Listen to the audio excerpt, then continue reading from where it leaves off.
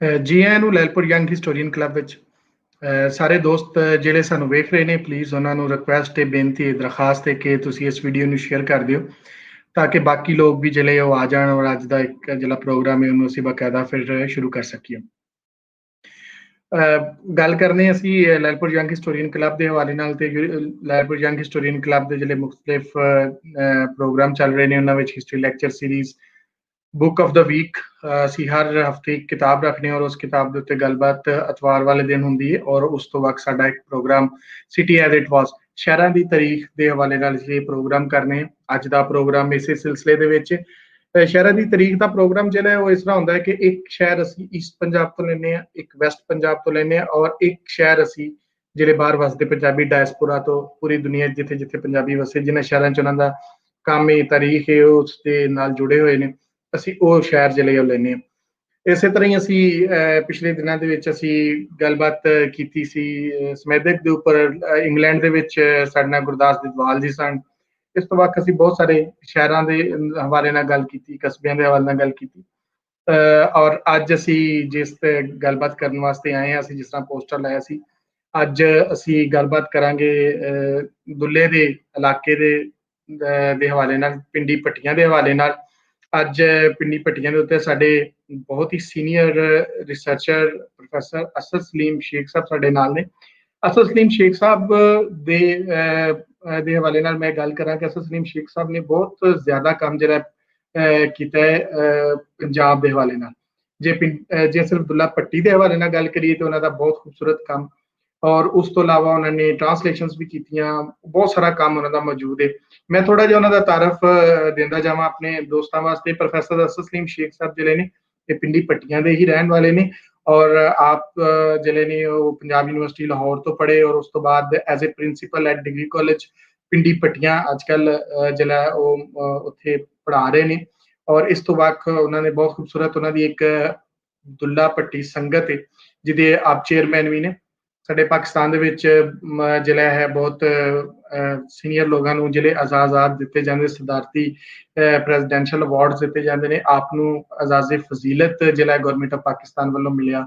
ਇਸ ਤੋਂ ਬਾਅਦ ਉਹਨਾਂ ਦੀਆਂ ਬਹੁਤ ਖੂਬਸੂਰਤ ਕਿਤਾਬਾਂ ਜਿਨ੍ਹਾਂ ਦੇ ਉੱਤੇ ਮੋਸਟਲੀ ਕਿਤਾਬਾਂ ਦੇ ਉੱਤੇ ਉਹਨਾਂ ਨੂੰ ਬਹੁਤ ਸਾਰੇ ਜਿਹੜੇ ਅਵਾਰਡਸ ਮਿਲੇ ਔਰ ਅੱਜ ਔਰ ਅਸੀਂ ਜਿਹੜੀ ਉਹਨਾਂ ਦੀ ਕਿਤਾਬ ਦੇ ਉੱਪਰ ਬਹੁਤ ਜ਼ਿਆਦਾ ਗੱਲਬਾਤ ਕਰਦੇ ਹਾਂ। ਬਹੁਤ ਸਾਰੀਆਂ ਕਿਤਾਬਾਂ ਉਹਨਾਂ ਦੀਆਂ, ਨਗਰ ਨਗਰ ਪੰਜਾਬ, ਤੇ ਦੂਸਰਾ ਜਿਹੜੀ ਉਹਨਾਂ ਦੀ ਕਿਤਾਬ ਮੈਨੂੰ ਬਹੁਤ ਇੰਟਰਸਟਿੰਗ ਲੱਗਦੀ ਹੈ, ਉਹਦੇ ਲਈ ਰੁੱਖਾਂ ਦੇ ਨਾਲ ਉਹਨਾਂ ਦੀਆਂ ਗੱਲਾਂ ਬਾਤਾਂ ਨੇ, ਉਹ ਬਹੁਤ ਹੀ ਕਮਾਲ ਹੈ। ਕਿਸੇ ਪੋਲੀਟੀਕਲ ਸਾਇੰਸ ਦੇ ਬੰਦੇ ਦੇ ਵਿੱਚ ਹਿਸਟਰੀ ਦਾ ਇਸ ਤਰ੍ਹਾਂ ਦਾ ਟੱਚ, ਫਿਰ ਲਿਟਰੇਚਰ ਦਾ, ਔਰ ਫਿਰ ਉਹਨਾਂ ਦਾ ਆਪਣਾ ਇੱਕ ਜਿਹੜਾ ਮਜ਼ਾਜ ਹੈ ਉਹ ਬੜਾ ਖੂਬਸੂਰਤ, ਬਹੁਤ ਹੀ ਪਿਆਰੇ ਬੰਦੇ ਸਾਡੇ ਨਾਲ ਮੌਜੂਦ ਨੇ। ਮੈਂ ਉਹਨਾਂ ਨੂੰ ਰਿਕੁਐਸਟ ਕਰਾਂਗਾ ਕਿ ਉਹ ਸਾਡੇ ਨਾਲ ਆਉਣ, ਅੱਜ ਦੀ ਗੱਲਬਾਤ ਜਿਹੜੀ ਅਸੀਂ ਉਹਨਾਂ ਦੇ ਨਾਲ ਸਾਂਝੀ ਕਰੀਏ।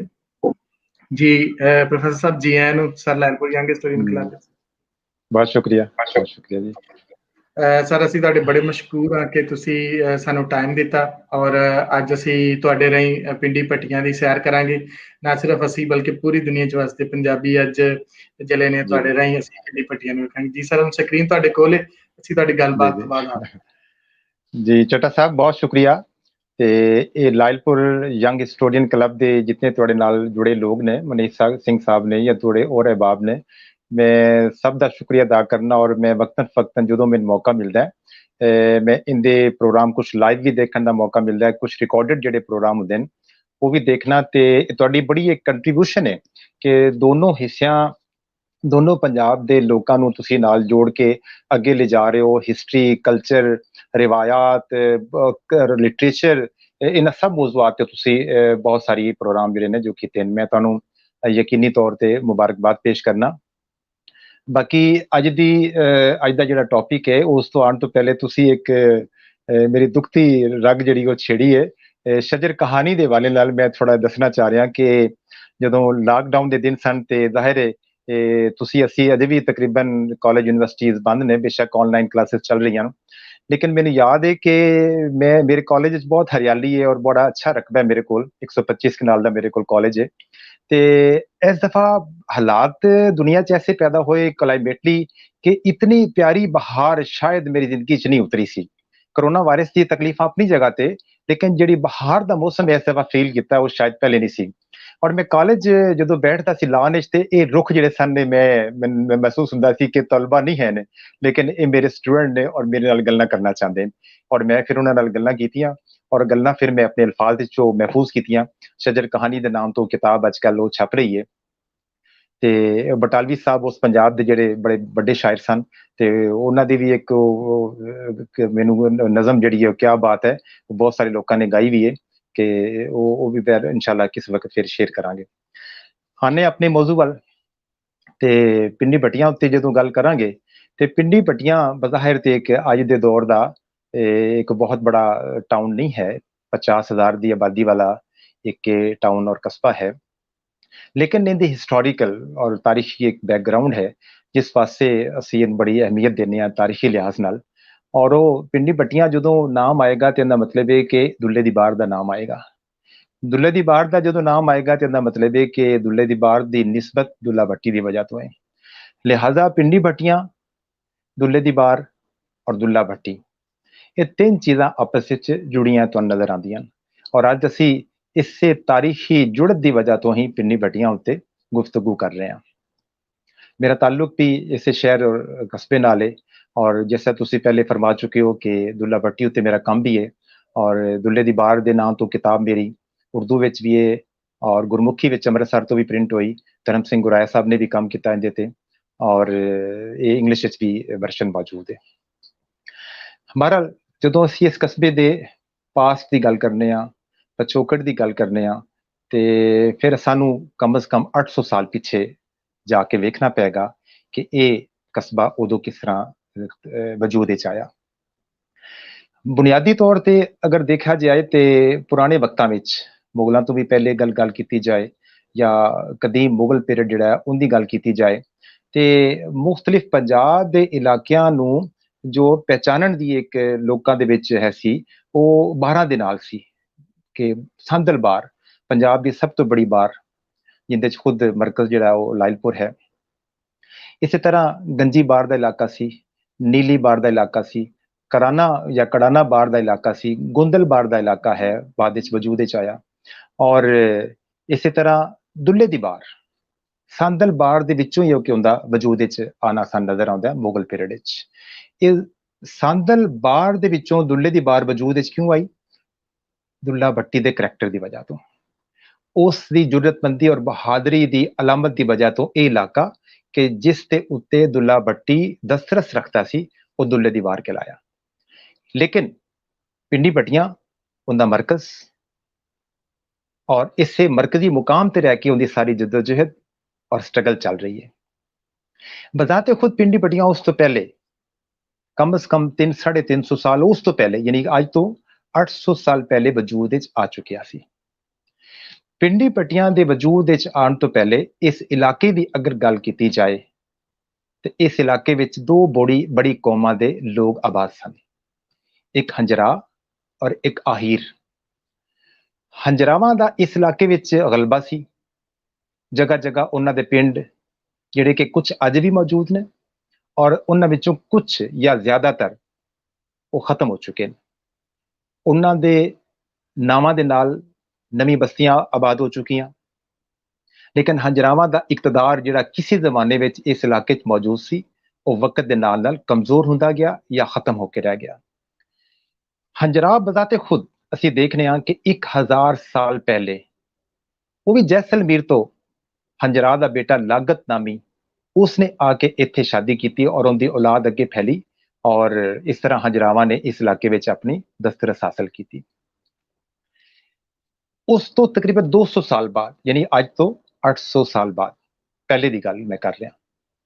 800 साल पहले कि जदों तुगलक दौर से गलबन उस जमाने में जाहिर है कि मुख्तलिफ इलाकों में माइग्रेशन का रिवाज सी, समाज का मैशत का एक तकाजा सी, लेकिन आपस में झगड़े लड़ाइयां ये भी एक वजह सी कि लोग माइग्रेशन करते सन एक इलाके तो दूसरे इलाके तक।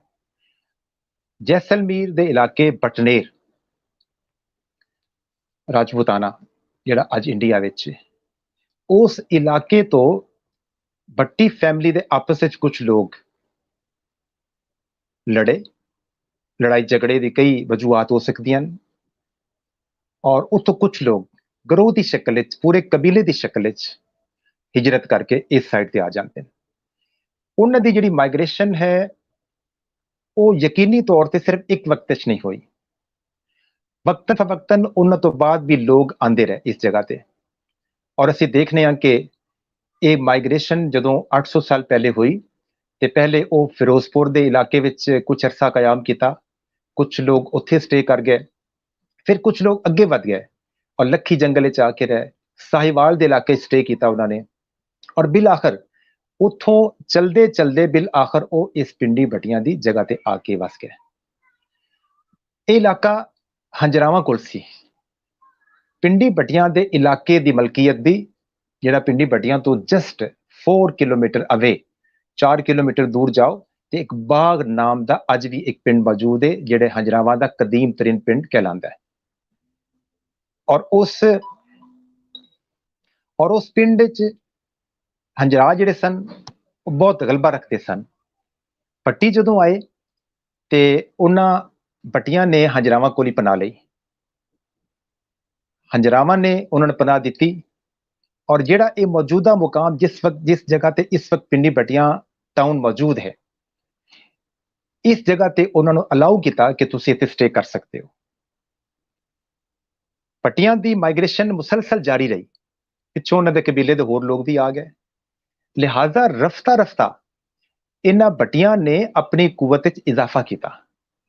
ਚूंकि ਇਹ ਰਾਜਪੂਤ ਸਨ, ਜੰਗਜੂ ਸਨ, ਔਰ ਪੰਜਾਬੀ ਵਿੱਚ ਅਸੀਂ ਕਹਿੰਦੇ ਡੰਡੇ ਸੋਟੇ ਵਾਲੇ ਸਨ, ਲਿਹਾਜ਼ਾ ਉਹਨਾਂ ਨੇ ਆਪਣੀ ਤਾਕਤ ਦੀ ਬੁਨਿਆਦ ਤੇ ਰਫਤਾ ਰਫਤਾ ਇਸ ਇਲਾਕੇ ਤੇ ਗਲਬਾ ਹਾਸਲ ਕਰਨਾ ਸ਼ੁਰੂ ਕਰ ਦਿੱਤਾ। ਪਿੰਡੀ ਭੱਟੀਆਂ ਦੀ 800 ਸਾਲਾ ਕਦਾਮਤ ਦੀ ਇੱਕ ਸਭ ਤੋਂ ਬੜੀ ਨਿਸ਼ਾਨੀ ਟਾਊਨ ਵਿੱਚ ਅਜੇ ਵੀ ਮੌਜੂਦ ਹੈ। ਹਜ਼ਰਤ ਸਖੀ ਸਰਵਰ, ਜਿਨ੍ਹਾਂ ਦਾ ਮਜ਼ਾਰ ਡੀਜੀ ਖਾਂ ਵਿੱਚ ਸਖੀ ਸਰਵਰ ਨਾਮ ਦੇ ਕਸਬੇ ਦੇ ਵਿੱਚ ਮੌਜੂਦ ਹੈ। ਔਰ ਇਹਨਾਂ ਦੇ ਹਵਾਲੇ ਨਾਲ ਨਾ ਸਿਰਫ ਇਸ ਪੰਜਾਬ ਬਲਕਿ ਉਸ ਪੰਜਾਬ ਵਿੱਚ ਵੀ ਹਰ ਪੁਰਾਣਾ ਸ਼ਖਸ ਯਕੀਨੀ ਤੌਰ ਤੇ ਵਾਕਿਫ ਹੈ ਕਿ ਇਹਨਾਂ ਦੀ ਵਜ੍ਹਾ ਤੋਂ ਹੀ ਕਈ ਜਗ੍ਹਾ ਤੇ ਮੇਲੇ ਇਹਨਾਂ ਦੇ ਨਾਮ ਤੋਂ ਨਾਲ ਅਜੇ ਵੀ ਲੱਗ ਰਹੇ। ਲਾਹੌਰ ਵਿੱਚ ਵੀ ਮੇਲਾ ਲੱਗਦਾ ਸੀ ਪਾਰਟੀਸ਼ਨ ਤੋਂ ਪਹਿਲੇ, ਔਰ ਜਿਸ ਜਗ੍ਹਾ ਤੇ ਸਖੀ ਸਰਵਰ ਸਾਹਿਬ ਨੇ ਸਟੇ ਕੀਤਾ ਜਾਂ ਗੁਜ਼ਰ ਕੇ ਅੱਗੇ ਚਲੇ ਗਏ, ਉਸ ਜਗ੍ਹਾ ਤੇ ਕਦਮਾਂ ਦੇ ਨਾਮ ਦਾ ਮੇਲਾ ਲੱਗਦਾ ਰਿਹਾ ਔਰ ਅੱਜ ਵੀ ਲੱਗ ਰਿਹਾ। ਮੇਲਾ ਸਖੀ ਸਰਵਰ ਵੀ ਕਿਹਾ ਜਾਂਦਾ ਹੈ, ਕਦਮਾਂ ਦਾ ਮੇਲਾ ਵੀ ਕਿਹਾ ਜਾਂਦਾ ਹੈ, ਔਰ ਢੋਲਕਿਆਂ ਵਾਲੇ ਦਾ ਮੇਲਾ ਵੀ ਕਿਹਾ ਜਾਂਦਾ ਹੈ, ਲੋਹੜੀ ਵਾਲਾ ਵੀ ਮੇਲਾ ਕਿਹਾ ਜਾਂਦਾ ਹੈ। ਪਿੰਡੀ ਭੱਟੀਆਂ ਦੇ ਵਿੱਚ ਟਾਊਨ ਦੇ ਅੰਦਰ ਇੱਕ ਮੁਹੱਲਾ ਹੈ, ਮਦੀਨਾ ਮਸਜਿਦ ਛੋਟੀ ਜੀ ਹੈ, ਪਿੰਡੀ ਭੱਟੀਆਂ ਦੀ ਸਭ ਤੋਂ ਕਦੀਮ ਤਰੀਨ ਮਸਜਿਦ ਵਜੂਦ ਵਿੱਚ ਆਈ ਸੀ। ਉਹਦੇ ਨਾਲ ਇੱਕ ਟਿੱਬਾ, ਉਹ ਆਬਾਦੀ ਟਿੱਬੇ ਤੇ ਮੌਜੂਦ ਹੈ ਅੱਜ ਵੀ। ਉੱਥੇ ਇੱਕ ਸਖੀ ਸਰਵਰ ਦੇ ਜਾਲੇ ਦੇ ਨਾਮ ਤੋਂ ਜਗ੍ਹਾ ਹੈ, ਔਰ ਮੈਂ ਆਪਣੇ ਬਚਪਨ ਤੋਂ ਦੇਖਦਾ ਆਇਆ ਕਿ ਉੱਥੇ ਲੋਕ ਦੀਵਾ ਜਲਾਉਂਦੇ ਨੇ, ਔਰ ਆਪਣੇ ਬਜ਼ੁਰਗਾਂ ਤੋਂ ਵੀ ਸੁਣਦਾ ਆ ਰਿਹਾ ਕਿ ਉਹਨਾਂ ਨੇ ਵੀ ਆਪਣੇ ਜ਼ਮਾਨੇ ਵਿੱਚ ਦੀਆ ਜਲਦਾ ਦੇਖਿਆ। ਔਰ ਰਵਾਇਤ ਇਹ ਹੈ ਕਿ ਹਜ਼ਰਤ ਸਖੀ ਸਰਵਰ ਨੇ ਜਦੋਂ ਭੱਟੀ ਕਬੀਲਾ ਇੱਥੇ ਮੌਜੂਦ ਸੀ ਔਰ ਟੈਂਪਰੇਰੀਲੀ ਉਹਨਾਂ ਨੇ ਖੈਮੇ ਲਗਾਏ ਸਨ ਜਾਂ ਛੰਨਾ ਬਣਾਈਆਂ ਸਨ, ਔਰ ਅਜੇ ਪੁਖਤਾ ਉਹਨਾਂ ਦੀ ਆਬਾਦਕਾਰੀ ਨਹੀਂ ਸੀ ਹੋਈ, ਤੇ ਉਸੇ ਜ਼ਮਾਨੇ ਵਿੱਚ ਹਜ਼ਰਤ ਸਖੀ ਸਰਵਰ ਵਜ਼ੀਰਾਬਾਦ ਦੇ ਕੋਲ ਜੋ ਧੋਂਕਲ ਦਾ ਕਸਬਾ ਹੈ ਉੱਥੋਂ ਆਪਣੇ ਤਬਲੀਗੀ ਸਫ਼ਰ ਤੇ ਨਿਕਲੇ ਔਰ ਮੁਖਤਲਿਫ ਜਗ੍ਹਾ ਤੋਂ ਹੁੰਦਿਆਂ ਹੋਇਆਂ ਉਹ ਪਿੰਡੀ ਭੱਟੀਆਂ ਆਏ, ਰਾਤ ਕਯਾਮ ਕੀਤਾ ਇੱਥੇ ਔਰ ਭੱਟੀ ਕਬੀਲੇ ਦੇ ਮਹਿਮਾਨ ਬਣੇ। ਇੱਥੇ ਇੱਕ ਰਾਤ ਸਟੇ ਕੀਤਾ, ਤਬਲੀਗ ਕਰਕੇ ਅੱਗੇ ਨਿਕਲ ਗਿਆ ਚਨਿਓਟ ਔਰ ਝੰਗ ਦੀ ਤਰਫ, ਸ਼ੋਰਕੋਟ ਦੀ ਤਰਫ। ਤੇ ਅੱਜ 800 ਸਾਲ ਬਾਅਦ ਵੀ ਪਿੰਡੀ ਭੱਟੀਆਂ ਵਿੱਚ ਸਖੀ ਸਰਵਰ ਦੀ ਯਾਦ ਵਿੱਚ 20, 21, 22 ਫੱਗਣ ਨੂੰ ਹਰ ਸਾਲ ਮੇਲਾ ਲੱਗਦਾ ਹੈ, ਔਰ ਇਹ ਪੰਜਾਬ ਦੇ ਬਹੁਤ ਬੜੇ ਮੇਲਿਆਂ ਵਿੱਚੋਂ ਸ਼ੁਮਾਰ ਹੁੰਦਾ ਹੈ।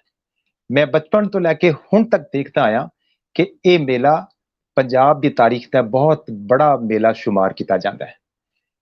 ਮੇਲਾ ਜਿਸ ਤਰ੍ਹਾਂ ਲੱਗਦਾ ਸਾਡੇ ਪੰਜਾਬ ਵਿੱਚ, ਉਸੇ ਤਰ੍ਹਾਂ ਸਾਰੇ ਨਜ਼ਾਰੇ ਉਸ ਮੇਲੇ ਵਿੱਚ ਮਾਜ਼ੀ ਵਿੱਚ ਵੀ ਦੇਖੇ ਜਾਂਦੇ ਸਨ, ਔਰ ਅੱਜ ਵੀ ਉਸ ਮੇਲੇ ਦੀ ਜਦੋਂ ਸ਼ੁਰੂਆਤ ਹੁੰਦੀਆਂ ਤੇ ਹਰ ਉਹ ਚੀਜ਼ ਜਿਹੜੀ ਪੰਜਾਬ ਦੇ ਮੇਲੇ ਦੀ ਨਿਸ਼ਾਨੀਆਂ ਅਸੀਂ ਦੇਖਦੇ ਆਏ ਹਾਂ, ਉਹ ਨਿਸ਼ਾਨੀਆਂ ਸਾਰੀਆਂ ਇਸ ਮੇਲੇ ਵਿੱਚ ਅੱਜ ਵੀ ਸਾਨੂੰ ਨਜ਼ਰ ਆਉਂਦੀਆਂ। ਇੱਕ ਇਹ ਸਾਡੇ ਕੋਲ ਬਹੁਤ ਬੜੀ ਦਲੀਲ ਹੈ ਕਿ ਜਿਹੜਾ ਹਜ਼ਰਤ ਸਖੀ ਸਰਵਰ ਦੀ याद विच वो मेला अज इत्थे लगदा है। बेसिकली उन्हां दी ये एक तबलीगी सफर दी निशानी है कि इत्थे वो गुजर के गए सन। थोड़ा अगे वधने आ, मामला अगे चलता रहिंदा है, वक्त गुजरदा जांदा है। पिंडी पट्टियां एक निस्बतन इस इलाके विच बहुत अच्छे आबादी और पिंड या कस्बे दी शक्ल अख्तियार कर लैंदा है, और बाकी जिहड़ी कौमां ने इस इलाके दियां जिहड़ियां अज इत्थे सैटल्ड ने, जिंदे च खरल हैं, लोधी के कहलांदे ने, जिंदे विच कुछ तारड़ भी हैं, कुछ चट्ठे भी हैं, कुछ चदड़ भी हैं। ये वो जिहड़े साडे देहातां विच एक कास्ट के लोग काफी तादाद विच अज मौजूद ने, ये बट्टियां दी आमद तो बाद इस इलाके विच आए। लेकिन सिटी टाउन पिंडी बट्टियां विच अज भी अगर देखा जाए तो बट्टियां दी कबीले दी आबादी उतनी नहीं है जितनी कि सानू पिंडां विच नजर आती है। पिंडी बट्टियां च बहुत सारी दूसरी बरादरियां जिन्हां ने वक्तन फवक्तन मुख्तलिफ इलाकियां तो आके हिजरत करके इत्थे आबादकारी की, वो अज मौजूद ने। उनदे विच चौहान भी मौजूद ने, उनदे विच कुछ राणा फैमिली के लोग भी मौजूद ने, अराई भी मौजूद ने, शेख वधावन मौजूद ने, शेख पफरे मौजूद ने, कोई सैगलां दे घर सन, वो हुण अज पिंडी बट्टियां च सैगलां दा एक घर भी नहीं है। वो कुछ मुल्तान माइग्रेट कर गए, कुछ कराची और कुछ लाहौर शिफ्ट हो गए। लेकिन एक वक्त सी कि सैगलां दे घर भी इस जगह ते मौजूद सन। लोधरे इत्थों दे मिसन ये पुराने मुसलमान कौमां दे लोग आवाज सन। हिंदुआं दे जिहड़े लोग सन पार्टीशन तो पहले तक रहे, उनदे चो कालड़े सन, उनदे चो पावे सन, उनदे चो अरोड़े सन और बलूजा और दूसरी कौमां दे लोग भी इत्थे वसते रहे। इसी तरह सी जदों एक शक्ल मखलूत जी बन जाती है तो पार्टीशन तो पहले तो असीं देखने कि 30% हिंदू और सिख ने शहर के अंदर, और 70% के करीब मुस्लिम मेजॉरिटी सन नजर आती है। लेकिन असीं अजे बहुत पिछे जाना चाह रहे हैं। असीं हुण मुगल दौर च इस कस्बे ले जाना चाह रहे हैं। जदों असीं मुगल दौर च इस कस्बे नूं ले जाने तो उस दौर च एक ऐसा करैक्टर पैदा होंदा है, एक ऐसा किरदार सामने आता है कि जिहड़ा ना सिर्फ पंजाब दी एक शनाख्त बनिया, बल्कि इस इलाके दे मजलूम और गरीब काश्तकारां दी आवाज बन के उभरिया। उस शख्स के जिंदे नाम की वजह तो ही पिंडी बट्टियां दे इलाके नूं दुल्ले दी बार कहलवाण दा एजाज मिलिया। उस शख्स दुल्ला भट्टी। दुल्ला भट्टी दे बारे च जदों पिंडी बट्टियां दी गल करांगे तो दुल्ला भट्टी दी गल ना होवे तो पिंडी बट्टियां दी गल हो ही नहीं सकती। इस वास्ते असीं देखने कि दुल्ला भट्टी के जिंदी पैदाइश पिंडी बट्टियां तो दरिया चनाब जिहड़ा अज 12 किलोमीटर दूर है इथों, लेकिन उस जमाने में पिंडी बट्टियां दे 2-3 किलोमीटर दूर होएगा। रफ्ता रफ्ता जाहिर है कि ये जरा शहर तो दूर हटता चला गया। जाहिर है कि ये तकरीबन माजी में जो पुल नहीं सी हुंदे, डैम नहीं सी बने हुंदे ते ये दरिया जिस पासे मर्जी रुख कर लैन, हुण ते चैनलाइज हो गए, लिहाजा दरिया बहुत दूर शहरों तो नहीं जा सकते, ना असीं जाण दिता उन्होंने, हुण असीं रोक के रखिया है। ते असीं देखने कि दुल्ला भट्टी की पैदाइश पिंडी बट्टियां तो थोड़े जिन्ने फासले ते एक पिंड अज भी मौजूद है चूचक के नाम तो। चूचक के करीब कश्ती के अंदर अम्मा लद्दी जिहड़ी उन्हां दी वालदा सी, उन्हां नूं ये बेटा पैदा होया। और जिस वक्त बेटा पैदा होया उस तो पहले की होया, दुल्ला भट्टी के वालिद फरीद खां भट्टी और दादा बिजर खां भट्टी, उन्हां दोनां नूं दुल्ला भट्टी की पैदाइश तो पहले किस गल की वजह तो फांसी दे दी जा चुकी सी कि वो सरकार नूं मालिया देने तो इनकारी सन। सवाल ये पैदा होता है कि वो इनकारी क्यों सन, वो सिविल नाफरमानी क्यों कर रहे सन। इस चीज नूं असीं थोड़ा जिहा अपने लफ्ज़ां च बयान करना चाहांगे कि जोग्राफियाई तौर पर सानूं थोड़ा जिन्ना देखना पेगा कि पिंडी बट्टियां एक ऐसी गुजरगाह ते मौजूद सी कि जिस ते रास्ते दे जरिए दिल्ली तो लाहौर और लाहौर तो फिर इस रास्ते अगे चन्योट और बेहरा, दरिया चनाब और फिर दरिया चेलम नूं क्रॉस करके ते तजारती काफले और फौजी काफले उनकी आमदोरफ्त इस रास्ते तो होंदी सी। 3 रास्ते सन, एक जीटी रोड वाला मौजूदा लाहौर गुजरांवाला इलाके आगे, फिर गुजरात और फिर पिंडी और पिशावर और आगे कंधार और काबल। दूसरा रास्ता जिहड़ा मुल्तान वाला मियां वाली मुल्तान मियां वाली और उस साइड तो अगे। तीसरा रास्ता ये सी कि जिहड़ा काबल और कंधार आन जान वास्ते खाओ तिजारती काफलियां वास्ते सी या फौजी आमदोरफ्त वास्ते सी, ये रास्ता भी इस्तेमाल हुंदा सी। हुण उस जमाने दे तकाजे कि कोई जहाज नहीं, C-130 तो होंदे नहीं सन, बैरी जहाज ते नहीं सी हुंदे, लिहाजा हजारां दी तादाद जदों फौजियां दी आमदोरफ्त फौजी मुहिमां दे हवाले नाल हुंदी सी ते हाथी, घोड़े, खच्चर, गधे ये जानवर नाल हुंदे सन, जितने बंदे उतने नाल जानवर। ते जाहिर है उन्हां वास्ते चारे दी भी जरूरत है। वो ये तो नहीं है कि 50-50 दिन 3-3 महीने मुसलसल चलते रहन, रस्ते च स्टे भी करना सी उन्होंने। जिस जगह ते स्टे करते सन वो जगह अज भी सदियों तो पड़ाव कहलाती है, हाँ अंग्रेजों के दौर के पड़ाव या उस तो पहले दे पड़ाव, कई शहरों में तुहानूं अज पड़ाव के नाम की जगह मौजूद नजर आउणगीਆਂ। ये पड़ाव जिहड़ा है ये पिंडी भट्टियां विच भी पड़ाव मौजूद सी और लाहौर तो या दिल्ली तो चलन वालियां फौजां अपने जानवरां दे नाल हाथियां घोड़े खच्चरां नाल इत्थे थोड़े अरसे वास्ते स्टे करदियां सन। जदों इत्थे स्टे करदियां सन ते फिर वो जाहिर है कि इस इलाके विच जिहड़े लोकां दी फसलां हुंदियां सन उन्हां नूं उजाड़दे भी सन। वो जानवरां वास्ते चारे दे तौर ते भी इस्तेमाल हुंदा सी। इलाके दी मैशत की सी? क्या कोई इंडस्ट्री सी? नहीं सी उस जमाने च। कोई लोकल इतनी बड़ी दस्तकारी भी नहीं सी, कोई दुकानदारी भी नहीं सी, इतनी बड़ी कोई इंपोर्ट एक्सपोर्ट की तजारत भी नहीं सी इस इलाके च। इस इलाके दे तमाम तर लोगों का इनहिसार वो छोटी छोटी वाइयां सन, छोटी छोटी काश्तकारी सी। जदों वो तबाह हो जाती सी तो तुसीं सोच लो कि फिर पूरा साल उन्हां दा किवें गुजर बसर हो सकता सी। ये तकलीफ सी, इहो गल सी, एक नुकता सी जिन्हों पकड़िया दुल्ला भट्टी दे वालिद और दादा ने कि ये उजाड़ियां या फसलों की कंपनसेशन अजाला होना चाहिए, इंसाफ की गल सी, तकाजा सी। और कम अज कम अगर कंपनसेशन नहीं तो फिर मालिया तो कम अज कम माफ होना चाहिए। लेकिन जो सूबेदार सी पंजाब दा या इलाके दा जो उन्होंने है सन ते वो जाहिर है उन्होंने कोई इस ते ध्यान नहीं दिता कि एक जेन्युइन डिमांड है इस इलाके के लोगों की। जदों उन्होंने डिमांड नहीं पूरी हुई तो फिर उन्होंने जाहिर है कि आवाज बुलंद की, इनकार कर दिता मालिया देन तो। और उस जमाने में मालिया देन तो इनकार का मतलब यह सी कि सिविल नाफरमानी और बादशाह के दौर सिविल नाफरमानी या टैक्स की अदायगी तो इनकार, इनकी सजा कुछ 6 महीने साल अज की तरह नहीं है, जुर्माना नहीं है, सजाए मौत। कि बादशाह के कहन ते स्टेट के कहन ते टैक्स नहीं देना, ये नहीं हो सकता। चुनाचे स्टेट ने फिर उन्होंने पकड़िया बागी समझ के और फांसी दे दी। फरीद खान और बिजल खान को इस वास्ते फांसी दी गई। दुल्ला भट्टी पैदा होया ते ये दुश्मनी मुगलों के नाल जिहड़ी बाप दादा दे मारन की वजह तो उन मिली, मां के पेट च मिल गई सी। अम्मा लद्दी बहुत बहादुर खातून सी, उन्हें अपने बेटे की परवरिश मुगल दुश्मनी ते रखी, बहादुरी दी रखी, जुर्रतमंदी दी रखी। नतीजा की निकलिया कि जदों जवान होया तो उन्हें इंतकाम लेना शुरू कर दिता। बाप दादा की तरह उन्हें मालिया देने तो इनकार किया, खुद ही नहीं इस इलाके के दूसरे काश्तकारां नूं एक तहरीक देकर उन्होंने इकट्ठिया किया, खुद उनकी सरपरस्ती की, उनकी सरबराही की और क्या कि जदों तक तुसी आवाज बुलंद नहीं करोगे तुहाडी गल नहीं सुनी जाएगी।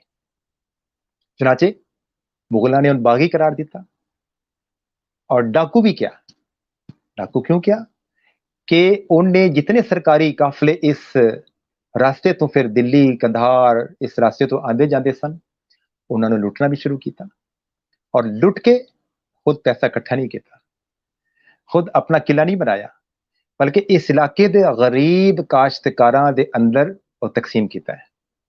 इस वास्ते पॉपुलर होया। अगर सिर्फ अपनी जात वास्ते कम करदा ते शायद उन इतनी पजीराई नहीं मिल सकती सी। खैर मुख्तसर असी पिंडी भट्टियां दे बारे च होर भी गल्लां करनियां, दुल्ला भट्टी दे बारे विच उनकी बहादुरी दे बारे च बहुत सारी गल्लां, बहुत सारी रवायतां मौजूद ने। मैं इतना ही कहांगा कि वह जुरतमंदी का मुजाहरा करता रहा, बहादुरी का मुजाहरा करता रहा, छापा मार कार्रवाइयां करता रहा, मुगलों की फौजा नूं उसने जिच करके रख दिता, बिलाखिर वह गिरफ्तार होया। एक रवायत पिंडी पट्टियां तो थोड़ी दूर 6-7 किलोमीटर दूर एक छोटा जा कस्बा या पिंड बड़ा सा कह बड़ा जा कह लो कोट नक्का, उथों की लड़की गरीब हिंदू की सुंदर मुंदरीए, उनकी उस इज्जत की बचाई। उथों का मुसलमान जिमीदार उनके नाल जबरदस्ती निकाह करना चाह रहा सी। मूलचंद सुंदर मुंदरी का बाप नहीं सी राजी। क्यों राजी हुंदा? उनका धर्म नहीं सी इजाजत देंदा। क्यों राजी हुंदा? वो अपनी फरियाद लैके दुल्ला भट्टी को आ गया। दुल्ला भट्टी ने उस जिमीदार दी फिर जो कुछ वो कर सकता सी उन्हें किया, और उस सुंदर मुंदरीए दी खुद बाप बन के अपने दोस्त जिहड़ा जिसका ताल्लुक रवायत के मुताबिक सांगले दे किसी पिंड नाल सी, उनके बेटे नाल उनका ब्याह कराया और सुंदर मुंदरीए दे बाप बन के उस ब्याह में शरीक होया। और फिर सुंदर मुंदरीए तेरा कौन बेचारा, दुल्ले भट्टी वाला, दुल्ले दी वे आई, बोझे शक्कर पाई, ये सारा गीत फिर वजूद विच आ गया। और क्या जानता है कि जेड़ा लोहड़ी का ये फेस्टिवल है, ये इस वाकया के नतीजे विच वजूद विच आया। मैनूं याद है बचपन विच कि असीं महल्ले विच चौक जमा हो जाते सी, लड़के लड़कियां कोई तफरीक नहीं सी हुंदी, ते असीं सारिਆਂ ने रल के वो जनाब लकड़ियां जमा करनियां, अग बालनियां, सख्त सर्दियों के मौसम में अग सेकनी, फिर घर घर जाके असीं उहनूं मूंह माई कहंदे सी, मिठी चीज़ कोई ना कोई लैके असीं इकट्ठे आके वो सारे बाल और बालड़ियां इकट्ठे होके असीं उन खांदे सी। एक अलग स्टोरी है। बहरहाल बिलाखिर दुल्ला भट्टी नूं गिरफ्तार कर लिया गया। बहुत बहादुरी दे जोर दिखाण तो बाद ਜਦੋਂ गिरफ्तार किया गया तो लाहौर के महला नखास जिथे अज लाहौर का लंडा बाजार है, उत्थे जाके उन फांसी दे दी गई। जो फांसी दी गई तो एक रवायत है कि साडे सूफी शायर हजरत शाह हुसैन साहब भी इस फांसी के मंजर को देखने वाले विचों शामिल सन। तो उन्होंने फिर शेर भी लिखा जिहड़ा कि शहादत इस चीज़ की कि यह वाकया उन्होंने अखां के सामने होया सी। दुल्ला भट्टी के बारे कई ऐसी गल्लां हैं जिहड़ियां बैसीयत रिसर्चर मैं अगर उहदे ते इजहार करना चाहवां तो कुछ एग्जैजरेशंस ने। मसलन के वो जहांगीर बादशाह का रजाई भाई भी सी, ऐसा नहीं है। या अकबर बादशाह ने डायरेक्ट उनके नाल कोई आके लड़ाई लड़ी है, ऐसा भी नहीं है। लेकिन ये तय है कि वो बहादुरी की अलामत सी, जुरतमंदी की अलामत सी, गरीब काश्तकारां की तहरीक का उस सरबराह सी। ये इतना कुछ काफ़ी नहीं सी कि बादशाह के सामने मुगल पंजाब के सूबेदार के सामने अपने काश्तकारां के हकूक वास्ते आवाज़ बुलंद की जा रही सी, और उनका सरखेल दुल्ला भट्टी सी। इससे दुल्ले भट्टी की बहादुरी तो बाद ये इलाका दुल्ले दी बार कहलान लगा। और अज भी तुसी जिस मर्जी जगह ते चले जाओ, जो पिंडी भट्टियां का जिक्र आएगा तो फौरन उस शख्स के ज़हन विच दुल्ला भट्टी का करैक्टर आ जाएगा। थोड़ा अगे वधने सी कि ये मुगल पीरियड कि जिस दे दौरान ये एक करैक्टर पिंडी भट्टियां दे नाल अटैच होया, और पिंडी भट्टियां कस्बे की पहचान दुल्ले दी बार दी हवाले नाल होण लग पई। गोया कि सांदल बार दे विचों एक छोटी जी होर बार अपनी शनाख्त दे हवाले नाल निकल आई, और इनका एरिया अगर स्पैसीफाई करिए सी ते रावी और चनाब के दरम्यान का इलाका शेखुपुरा तो शुरू हो जाओ, कुछ ननकाने का हिस्सा छोटा जिहा, और शेखुपुरे का कुछ हिस्सा डिस्ट्रिक्ट हाफजाबाद और डिस्ट्रिक्ट चन्योट, इन असीं अगर इकट्ठा करिए तो यह दुल्ले की बार एक बन जाती है। असीं उनका नक्शा अगर खींचना चाहिए अज के जमाने में। मुगलों के जवाल का फिर आगाज हो जाता है, तवाइफल मलूकी शुरू हो जाती है। तवाइफल मलूकी दे विच इह हुंदा है कि मुख्तलिफ पंजाब के इलाकों में इलाकाई जिहड़े जिमीदार सन या ताकतवर कुछ कबीले सन, उन्होंने अपनी अपनी दस्तरस कायम कर ली, इकतदार कायम कर लिया। चुनाचे पिंडी भट्टियां विच भट्टी कबीला चूंकि देहातां विच बिलखसूस और पिंडी भट्टियां विच जिहड़े ये कबीला सी निस्बतन ताकतवर सी, लिहाजा इन्होंने अपनी इलाकाई एक ताकत हुकूमत को कायम कर ली। इस इलाकाई हुकूमत ਦਾ ਖਾਤਮਾ ਕਿੰਨੇ ਕੀਤਾ? ਇਸੇ ਪੀਰੀਅਡ ਦੇ ਦੌਰਾਨ ਅਸੀਂ ਦੇਖਨੇ ਆ ਕਿ ਸਿੱਖਾਂ ਦੀਆਂ 11 ਮਿਸਲਾਂ ਵਜੂਦ ਵਿੱਚ ਆ ਚੁੱਕੀਆਂ ਸਨ। ਉਹ 11 ਮਿਸਲਾਂ ਨੇ ਆਹਿਸਤਾ ਆਹਿਸਤਾ ਗਲਬਾ ਹਾਸਲ ਕਰਨਾ ਸ਼ੁਰੂ ਕਰ ਦਿੱਤਾ। ਮੁਗਲਾਂ ਦਾ ਇਕਤਦਾਰ ਜਾਂਦਾ ਰਿਹਾ ਔਰ ਡਿਸਟ੍ਰਿਕਟ ਗੁਜਰਾਂਵਾਲਾ ਜਾਂ ਅੱਜ ਦਾ ਡਿਵੀਨ ਗੁਜਰਾਂਵਾਲਾ ਕਹਿ ਲਓ, ਇਹ ਸੁਕਰ ਚੱਕਿਆ ਮਿਸਲ ਦੇ ਹਿੱਸੇ ਵਿੱਚ ਆਇਆ ਜਾਂ ਕਬਜ਼ੇ ਵਿੱਚ ਆਇਆ। ਚੜ੍ਹਤ ਸਿੰਘ ਰਾਜਾ ਰਣਜੀਤ ਸਿੰਘ ਦਾ ਦਾਦਾ। ਚੁਨਾਚੇ ਚੜ੍ਹਤ ਸਿੰਘ ਨੇ ਇਸ ਇਲਾਕੇ ਵਿੱਚ ਆਪਣਾ ਅਰੂਜ ਜਦੋਂ ਹਾਸਲ ਕੀਤਾ, ਫਿਰ ਉਹਦੇ ਬੇਟੇ ਮਹਾਨ ਸਿੰਘ ਨੇ ਦਸਤਰਸ ਹਾਸਲ ਕੀਤੀ ਇਸ ਇਲਾਕੇ ਤੇ ਪਿੰਡੀ ਪਟੀਆਂ ਦੇ ਉੱਤੇ ਵੀ ਉਹਨਾਂ ਦੀ ਦਸਤਰਸ ਕਾਇਮ ਹੋਣਾ ਸ਼ੁਰੂ ਹੋ ਗਈ। ਛੋਟੀ ਛੋਟੀ ਝੜਪਾਂ ਮਹਾਨ ਸਿੰਘ ਦੇ ਦਸਤਿਆਂ ਨਾਲ ਹੁੰਦੀਆਂ ਰਹੀਆਂ। ਸਾਡੇ ਸ਼ਹਿਰ ਵਿੱਚ, ਬਲਕਿ ਮੇਰੇ ਮਹੱਲੇ ਵਿੱਚ, मैं अपने मकान की छत पर खड़ा हुआ तो वो दरबार बिल्कुल मेरे सामने है। मियाँ खैर मुहम्मद नून उन्होंने नाम है। ये बुनियादी तौर ते डिस्ट्रिक्ट सरगोदा का एक छोटा जा मिड रांझा दे कोल जिहड़ा तख्त अदारा ही रांझे वाला शहर है, उनके थोड़ा अगे जाओ तो हलालपुर एक पिंड है। ये उत्थों के रहने वाले सन। महान सिंह दे भेजे हुए दस्तियां नाल इन्हां दा कुछ मामला आपस विच होया, झगड़ा होया ते उस झगड़े के नतीजे विच इन्हां नूं अरेस्ट कर लिया गया। ਇਹਨਾਂ ਨੂੰ ਅਰੈਸਟ ਕਰਨ ਤੋਂ ਬਾਅਦ ਲਾਹੌਰ ਲੈ ਜਾਇਆ ਗਿਆ। ਉਸ ਵਕਤ ਲਾਹੌਰ ਵਿੱਚ 3 ਸਿੱਖ ਸਰਦਾਰਾਂ ਦੀ, ਜਿਨ੍ਹਾਂ ਨੂੰ ਸਹਿ ਹਾਕਮਾਨ ਕਿਹਾ ਜਾਂਦਾ ਹੈ, ਸਰਦਾਰ ਲਹਿਣਾ ਸਿੰਘ, ਗੁੱਜਰ ਸਿੰਘ, ਹੀਰਾ ਸਿੰਘ, ਇਹਨਾਂ ਦੀ ਹਕੂਮਤ ਸੀ ਉੱਥੇ ਮੁਸ਼ਤਰਕਾ ਤੌਰ ਤੇ। ਅਸੀਂ ਦੇਖਦੇ ਹਾਂ ਕਿ ਇਹਨਾਂ ਨੂੰ ਉਹਨਾਂ ਦੇ ਹਵਾਲੇ ਕਰ ਦਿੱਤਾ ਗਿਆ ਤੇ ਕੁਝ ਉਹਨਾਂ ਨੇ ਜੁਰਮਾਨਾ ਰੱਖਿਆ ਜਿਹੜਾ ਕਿ ਅਦਾ ਨਾ ਹੋ ਸਕਿਆ ਤੇ ਉੱਥੇ ਇਹਨਾਂ ਨੂੰ ਸ਼ਹੀਦ ਕਰਤਾ ਗਿਆ। ਪਿੰਡੀ ਭੱਟੀਆਂ ਦੇ ਭੱਟੀਆਂ ਦੇ ਉਸ ਵਕਤ ਜਿਹੜੇ ਸਰਕਰਦਾ ਸਰਬਰਾਹ ਸਨ ਯਾਰ ਮੁਹੰਮਦ ਭੱਟੀ, ਉਹਨਾਂ ਨੇ ਫਿਰ ਇਹਨਾਂ ਨੂੰ ਇੱਥੇ ਲਿਆ ਕੇ ਪਿੰਡੀ ਭੱਟੀਆਂ, ਉਹਨਾਂ ਦੇ ਜੋ ਕਿ ਉਹ ਪੈਰੋਕਾਰਾਂ ਚੋਂ ਸ਼ਾਮਲ ਸਨ, ਤੇ ਉਹ ਦਫਨਾਇਆ ਤੇ ਉਹ ਦਰਬਾਰ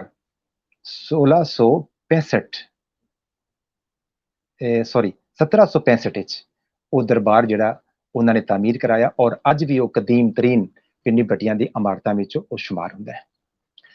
ਇੱਕ ਵਾਕਿਆ ਇਹ ਹੋਇਆ। ਉਸ ਤੋਂ ਬਾਅਦ ਦੇਖਦੇ ਹਾਂ ਕਿ ਰਾਜਾ ਰਣਜੀਤ ਸਿੰਘ ਆਹਿਸਤਾ ਆਹਿਸਤਾ ਪੂਰੇ ਪੰਜਾਬ ਵਿੱਚ ਗਲਬਾ ਹਾਸਲ ਕਰਨਾ ਸ਼ੁਰੂ ਕਰ ਦਿੰਦਾ ਹੈ ਤੇ ਲਾਹੌਰ ਵਿੱਚ 1799 ਵਿੱਚ ਕਬਜ਼ਾ ਕਰ ਲਿਆ। ਲੇਕਿਨ ਅਜੇ ਤੱਕ ਇਹ ਪਿੰਡੀ ਭੱਟੀਆਂ ਦੀ ਦੁੱਲੇ ਦੀ ਬਾਰ ਬਾਕੀ ਰਹਿ ਗਈ ਸੀ, ਜਿਹੜੀ ਨੇੜੇ ਨੇੜੇ ਸੀ। ਹੋਰ ਵੀ ਕਈ ਇਲਾਕੇ ਬਾਅਦ ਵਿੱਚ ਪਤਾ ਕੀਤੇ ਉਹਨਾਂ ਨੇ ਤੇ ਅਸੀਂ ਦੇਖ ਰਹੇ ਹਾਂ ਕਿ 1801 ਵਿੱਚ ਰਾਜਾ ਰਣਜੀਤ ਸਿੰਘ ਪਿੰਡੀ ਭੱਟੀਆਂ ਜਾਂ ਪੂਰੇ ਡਿਸਟ੍ਰਿਕਟ ਹਾਫਜ਼ਾਬਾਦ ਦੇ ਇਲਾਕੇ ਤੇ हमला आवर होया। कोई ज्यादा लड़ाई आपस में शायद नहीं हो सकी और भट्टी बहुत जल्दी मती हो गए, मुकाबला नहीं कर सके और मती होने तो बाद ये दर बदर हो गए, शहर चो निकल गए या कट दिते गए या निकल गए। पिंडी भट्टियां दे भट्टियां ने 2-3 जगह ते जाके स्कैटर्ड होके पनाह लई। एक दरिया चनाब के परले किनारे गुरने पठाना पिंड अज भी मौजूद है, उत्थे पनाह लई। और दूसरी रजवाया सदात चन्यूर के कोल बहुत तारीखी कस्बा है सईदा दा सदात दा, उत्थे पनाह लई। और तीसरा जंग के सयालों कोल, उस वक्त अहमद सयाल सी, उनके कोल जाके पनाह लई। 36 साल तक, जिस वक्त तक के सिखा दा इकतदार खत्म नहीं होया, पिंडी भट्टियां दे भट्टी पिंडी भट्टियां तो दर बदर फिरते रहे। अगरचे सियाला ਨੂੰ ਜਦੋਂ ਖੁਦ ਮਕਬੂਜ਼ਾ ਹੋਣਾ ਪੜਿਆ ਉੱਥੇ ਰਣਜੀਤ ਸਿੰਘ ਦੇ ਹੱਥੋਂ, ਖੁਦ ਵੀ ਮਤੀ ਹੋ ਗਏ ਤੇ ਉਹਨਾਂ ਦੀ ਸੁਲ੍ਹਾ ਹੋ ਗਈ ਤੇ ਉਹਨਾਂ ਨੇ ਕੋਸ਼ਿਸ਼ ਕੀਤੀ ਸੀ ਸਿਆਲਾਂ ਨੇ, ਅਹਿਮਦ ਖਾਨ ਸਿਆਲ ਨੇ, ਕਿ ਭੱਟੀਆਂ ਦਾ ਇਕਤਦਾਰ ਇਲਾਕਾਈ ਜਿਹੜਾ ਉਹਨੂੰ ਬਹਾਲ ਕਰਵਾ ਦਿੱਤਾ ਜਾਏ। ਲੇਕਿਨ ਰਣਜੀਤ ਸਿੰਘ ਨੇ ਆਪਣੀ ਜ਼ਿੰਦਗੀ ਵਿੱਚ ਇਹ ਗੱਲ ਨਹੀਂ ਮੰਨੀ। ਖੈਰ, ਇਸੇ ਵਜ੍ਹਾ ਤੋਂ ਅਸੀਂ ਦੇਖਦੇ ਹਾਂ ਕਿ ਰਣਜੀਤ ਸਿੰਘ ਦੀ ਵਫਾਤ ਤੋਂ ਬਾਅਦ ਜਦੋਂ ਸਿੱਖ ਇਕਤਦਾਰ ਨੂੰ ਡਿਕਲਾਈਨ ਹੁੰਦਾ ਤੇ ਐਂਡ ਹੋਣ ਲੱਗਦਾ, ਫਿਰ ਅੰਗਰੇਜ਼ ਕਬਜ਼ਾ ਕਰਨ ਦੀ ਕੋਸ਼ਿਸ਼ ਕਰ ਰਹੇ ਨੇ ਤੇ ਚੇਲੀਆਂ ਵਾਲਾ ਲੜਾਈ ਹੋਈ, ਗੁਜਰਾਤ ਵਿੱਚ ਲੜਾਈ ਹੋਈ ਤੇ ਇਸ ਦਾ ਫਾਇਦਾ ਉਠਾਉਂਦਿਆਂ ਹੋਇਆ ਇਹ ਉਹ तमाम ਕਬੀਲੇ ਜਿਸ ਤਰ੍ਹਾਂ ਤਾਰੜ ਸਨ ਸਾਡੇ ਡਿਸਟ੍ਰਿਕਟ ਵਿੱਚ ਜਾਂ ਇਹ ਭੱਟੀ ਸਨ, ਇਹਨਾਂ ਨੇ ਫਿਰ ਅੰਗਰੇਜ਼ਾਂ ਦਾ ਸਾਥ ਦਿੱਤਾ। ਕਿਉਂ? ਇਹਨਾਂ ਨੂੰ ਰੰਜਿਸ਼ ਸੀ ਕਿ ਅਸੀਂ ਮਤੀ ਹੋਇਆ ਰਣਜੀਤ ਸਿੰਘ ਦੇ ਹੱਥੋਂ। ਸਾਡਾ ਇਲਾਕਾਈ ਇਕਤਦਾਰ ਉਹਨਾਂ ਦੀ ਵਜ੍ਹਾ ਤੋਂ ਖਤਮ ਹੋਇਆ ਸੀ, ਲਿਹਾਜ਼ਾ ਅਸੀਂ ਅੰਗਰੇਜ਼ਾਂ ਦਾ ਸਾਥ ਦੇ ਕੇ ਆਪਣੇ ਇਲਾਕਾਈ ਇਕਤਦਾਰ ਨੂੰ ਬਹਾਲ ਕਰਵਾ ਸਕਦੇ ਹਾਂ। ਔਰ ਬਿਲਕੁਲ ऐसा ही होया है। भटिया ने अपना इकतदार किसी हद तक बहाल करवाया। मुकम्मल बहाली वास्ते थोड़ा टाइम लग गया ना। वो टाइम किस तरह उन्होंने पूरा किया है कि 1857 दी जंगे आज़ादी विच साडे पिंडी भटिया दे मुकामी भटिया ने और तारड़ा ने, डिस्ट्रिक्ट हाफजाबाद दे तारड़ा ने पूरा पूरा अंग्रेज़ों का साथ दिता है। जनरल निकलसन दे दस्ते सन, उन्होंने अपने बंदे बकायदा प्रोवाइड किए पहले, उस तो पहले सिखा नाल जिहड़ी लड़ाई हुई। और 1857 की जंगे आज़ादी विच भी इन्होंने बकायदा इलाके दे विच बकायदा मॉनिटरिंग कि कोई उस शख्स उस साइड तो ना आ जाए, कोई ऐसा काम ना करे जिहड़ा कि अंग्रेज़ां नूं काबिल कबूल नहीं सी। उस दे सिले विच भी इन्हां नूं मुख्तलिफ जगह ते ज़मीनां अलाट हुईयां। कुछ ज़मीन बिल्कुल मेरे कॉलेज दे नाल एक पिंड है, वो पिंड पूरा का पूरा इन्हों उस जमाने में अलाट होया सी। सांगले में भी कुछ जमीन इन्हों अलाट हुई उस वक्त। फिर फर्स्ट वर्ल्ड वार, फिर सैकेंड वर्ल्ड वार इन्होंने रंगरूटा की भर्ती के वाले नाल भी अपना रोल अदा किया और सपोर्ट की अंग्रेज़ों की। ज़ाहिर होर लोगों ने भी किया होगा, बहुत कपूर सन हाफजाबाद के, उन्होंने बड़ा रोल अदा किया। पिंडी भटिया के होर भी हरभज राय सी, कपूर सिंह सी, ये सारे लोग सन जिन्होंने अंग्रेज़ों की first world war second world war support की। और इस वास्ते उन्होंने फिर रकबे अलाट होंदे गए और इन्हां दा इलाकाई इकतदार जो पुराना सी जिहड़ा वो बहाल हुंदा गया, बल्कि पहले नालों भी कदरे मजबूत हुंदा गया। असीं देखने हैं कि हुण सिख पीरियड तो बाद अंग्रेज पीरियड विच पिंडी भटिया दाखिल हो जाता है ते इंतजामी तौर पर तब्दीली ये आती है कि इनू स्मॉल टाउन का एक सर्टिफाइड एक नोटिफाई हो जाता है, इनू स्टेटस मिल जाता है और ये तहसील हाफजाबाद जिहड़ा कि जिला गुजरांवाला विच शामिल सी, उहदे विच इनू शामिल कर दिता जाता है।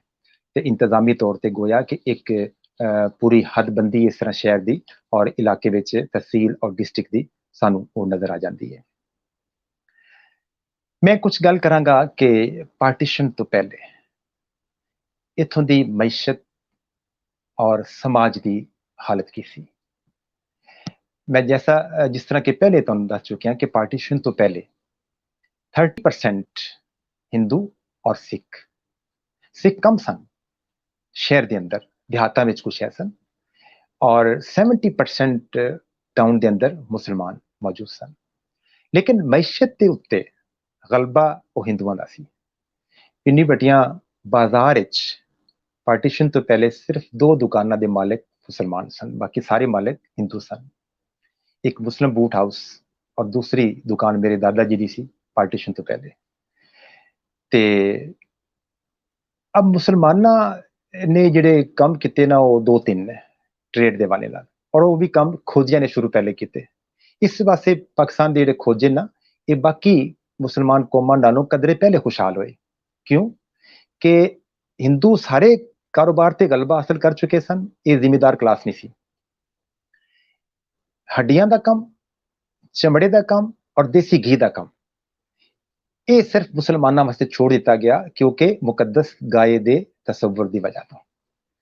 और इस काम नूं मुसलमान जिमीदारां ने नहीं किया, वर्किंग क्लास ने नहीं किया। एक खोजिया ने शुरू तो इस काम नूं पकड़िया और कारोबार विच उन्होंने तरक्की की।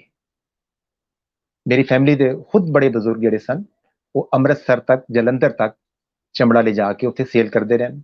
मेरे दादा जी और वालिद साहब पार्टीशन तो पहले पिंडी भटिया बहुत बड़ी घी की मंडी सी, और इस मंडी जिहड़ी पिंडी भटिया 1877 उस वक्त दे बरांडरथ डिप्टी कमिश्नर गुजरांवाला उन्हें एस्टैबलिश की सी, और उनके नाम तो सी बाकायदा तौर पर, और एक घी की मंडी सी। इस मंडी विच मेरे ग्रैंडफादर और फादर भी काम करते रहे और होर भी बहुत सारे लोग सन मुसलमान, और वो घी अपना लाहौर और अमृतसर की मंडियां में जाके फरोख्त करते रहे। ये थोड़ी एक मैशत की सूरत हाल सी। एक कम मुसलमाना कोल सी वो चमड़े के वाले नाल कि पिंडी भटिया दे सराज पार्टीशन तो बहुत पहले सिख दौर तो घोड़े दी काठियां बनाने दे बड़े माहिर सन, अज भी माहिर ने। और वो घोड़े दी काठियां एक रवायत है कि रणजीत सिंह दे घोड़े दी काठी भी पिंडी पट्टियां दे कारीगर दे हत्थों बन के गई सी। ब्रिटिश पीरियड विच ਜਿਹੜੇ ਅੰਗਰੇਜ਼ ਅਫਸਰਾਂ ਦੇ ਘੋੜਿਆਂ ਦੀਆਂ ਕਾਠੀਆਂ ਸਨ, ਪਿੰਡੀ ਪੱਟੀਆਂ ਦੇ ਸਰਾਜ ਕਾਰੀਗਰਾਂ ਦੇ ਹੱਥਾਂ ਦੇ ਬਣ ਕੇ ਵਿਕ ਜਾਂਦੀ ਰਹੀਆਂ। ਔਰ ਸਿਆਲਕੋਟ ਵਿੱਚ ਜਿਹੜੇ ਅੱਜ ਵੀ ਕਾਰੀਗਰ ਨੇ ਉਹ ਪਿੰਡੀ ਪੱਟੀਆਂ ਤੋਂ ਮਾਈਗ੍ਰੇਟ ਹੋ ਕੇ ਕਾਫੀ ਹੱਦ ਤੱਕ ਉੱਥੇ ਗਏ ਨੇ। ਅੱਜ ਵੀ ਪਿੰਡੀ ਪੱਟੀਆਂ 'ਚ ਦਸਤਕਾਰੀ ਮੌਜੂਦ ਹੈ ਔਰ ਇਹ ਬਾਕਾਇਦਾ ਤੌਰ ਤੇ ਐਕਸਪੋਰਟ ਹੋ ਰਹੀ ਹੈ। ਬਹੁਤ ਆਲਾ ਕੁਆਲਿਟੀ ਦੀ ਘੋੜੀਆਂ ਦੀ ਕਾਠੀਆਂ, ਅਗਰਚੇ ਜ਼ਵਾਲ ਆ ਗਿਆ ਇਸ ਕਾਰੋਬਾਰ ਨੂੰ, ਆਮ ਘੋੜਿਆਂ ਤੇ ਸਵਾਰੀ ਨਹੀਂ ਹੁੰਦੀ, ਲੇਕਿਨ ਫੌਜ ਵਾਸਤੇ ਔਰ ਕਈ ਸ਼ੌਕੀਨ ਅਫਰਾਦ ਜਿਹੜੇ ਨਾ ਉਹ ਅੱਜ ਵੀ ਇਹਨੂੰ ਪਿੰਡੀ ਪੱਟੀਆਂ ਤੋਂ ਕਾਠੀਆਂ ਮੰਗਵਾਉਂਦੇ ਨੇ। ਮੈਨੂੰ ਯਾਦ ਹੈ ਇੰਗਲੈਂਡ ਤੋਂ ਮੈਨੂੰ 5-6 ਸਾਲ ਪਹਿਲੇ ਇੱਕ ਸਰਦਾਰ ਸਾਹਿਬ ਦਾ ਫੋਨ ਆਇਆ ਬਾਕਾਇਦਾ, ਔਰ ਉਹਨਾਂ ਨੂੰ ਮੈਂ ਇੱਥੋਂ ਮੈਨੇਜ ਕਰਵਾਇਆ, ਉਹ ਬਾਕਾਇਦਾ ਇਹ ਕਾਠੀ ਭਿਜਵਾਈ ਔਰ ਉਸ ਵਕਤ ਉਹਦੀ ਕੀਮਤ ਕੋਈ 1.5-2 ਲੱਖ ਰੁਪਏ ਸੀ ਇੱਕ ਘੋੜੇ ਦੀ ਕਾਠੀ ਦੀ। ਜਿਨ੍ਹਾਂ ਨੂੰ ਸ਼ੌਕ ਹੈ ਉਹ ਇਸ ਚੀਜ਼ ਨੂੰ ਸਮਝਦੇ ਨੇ।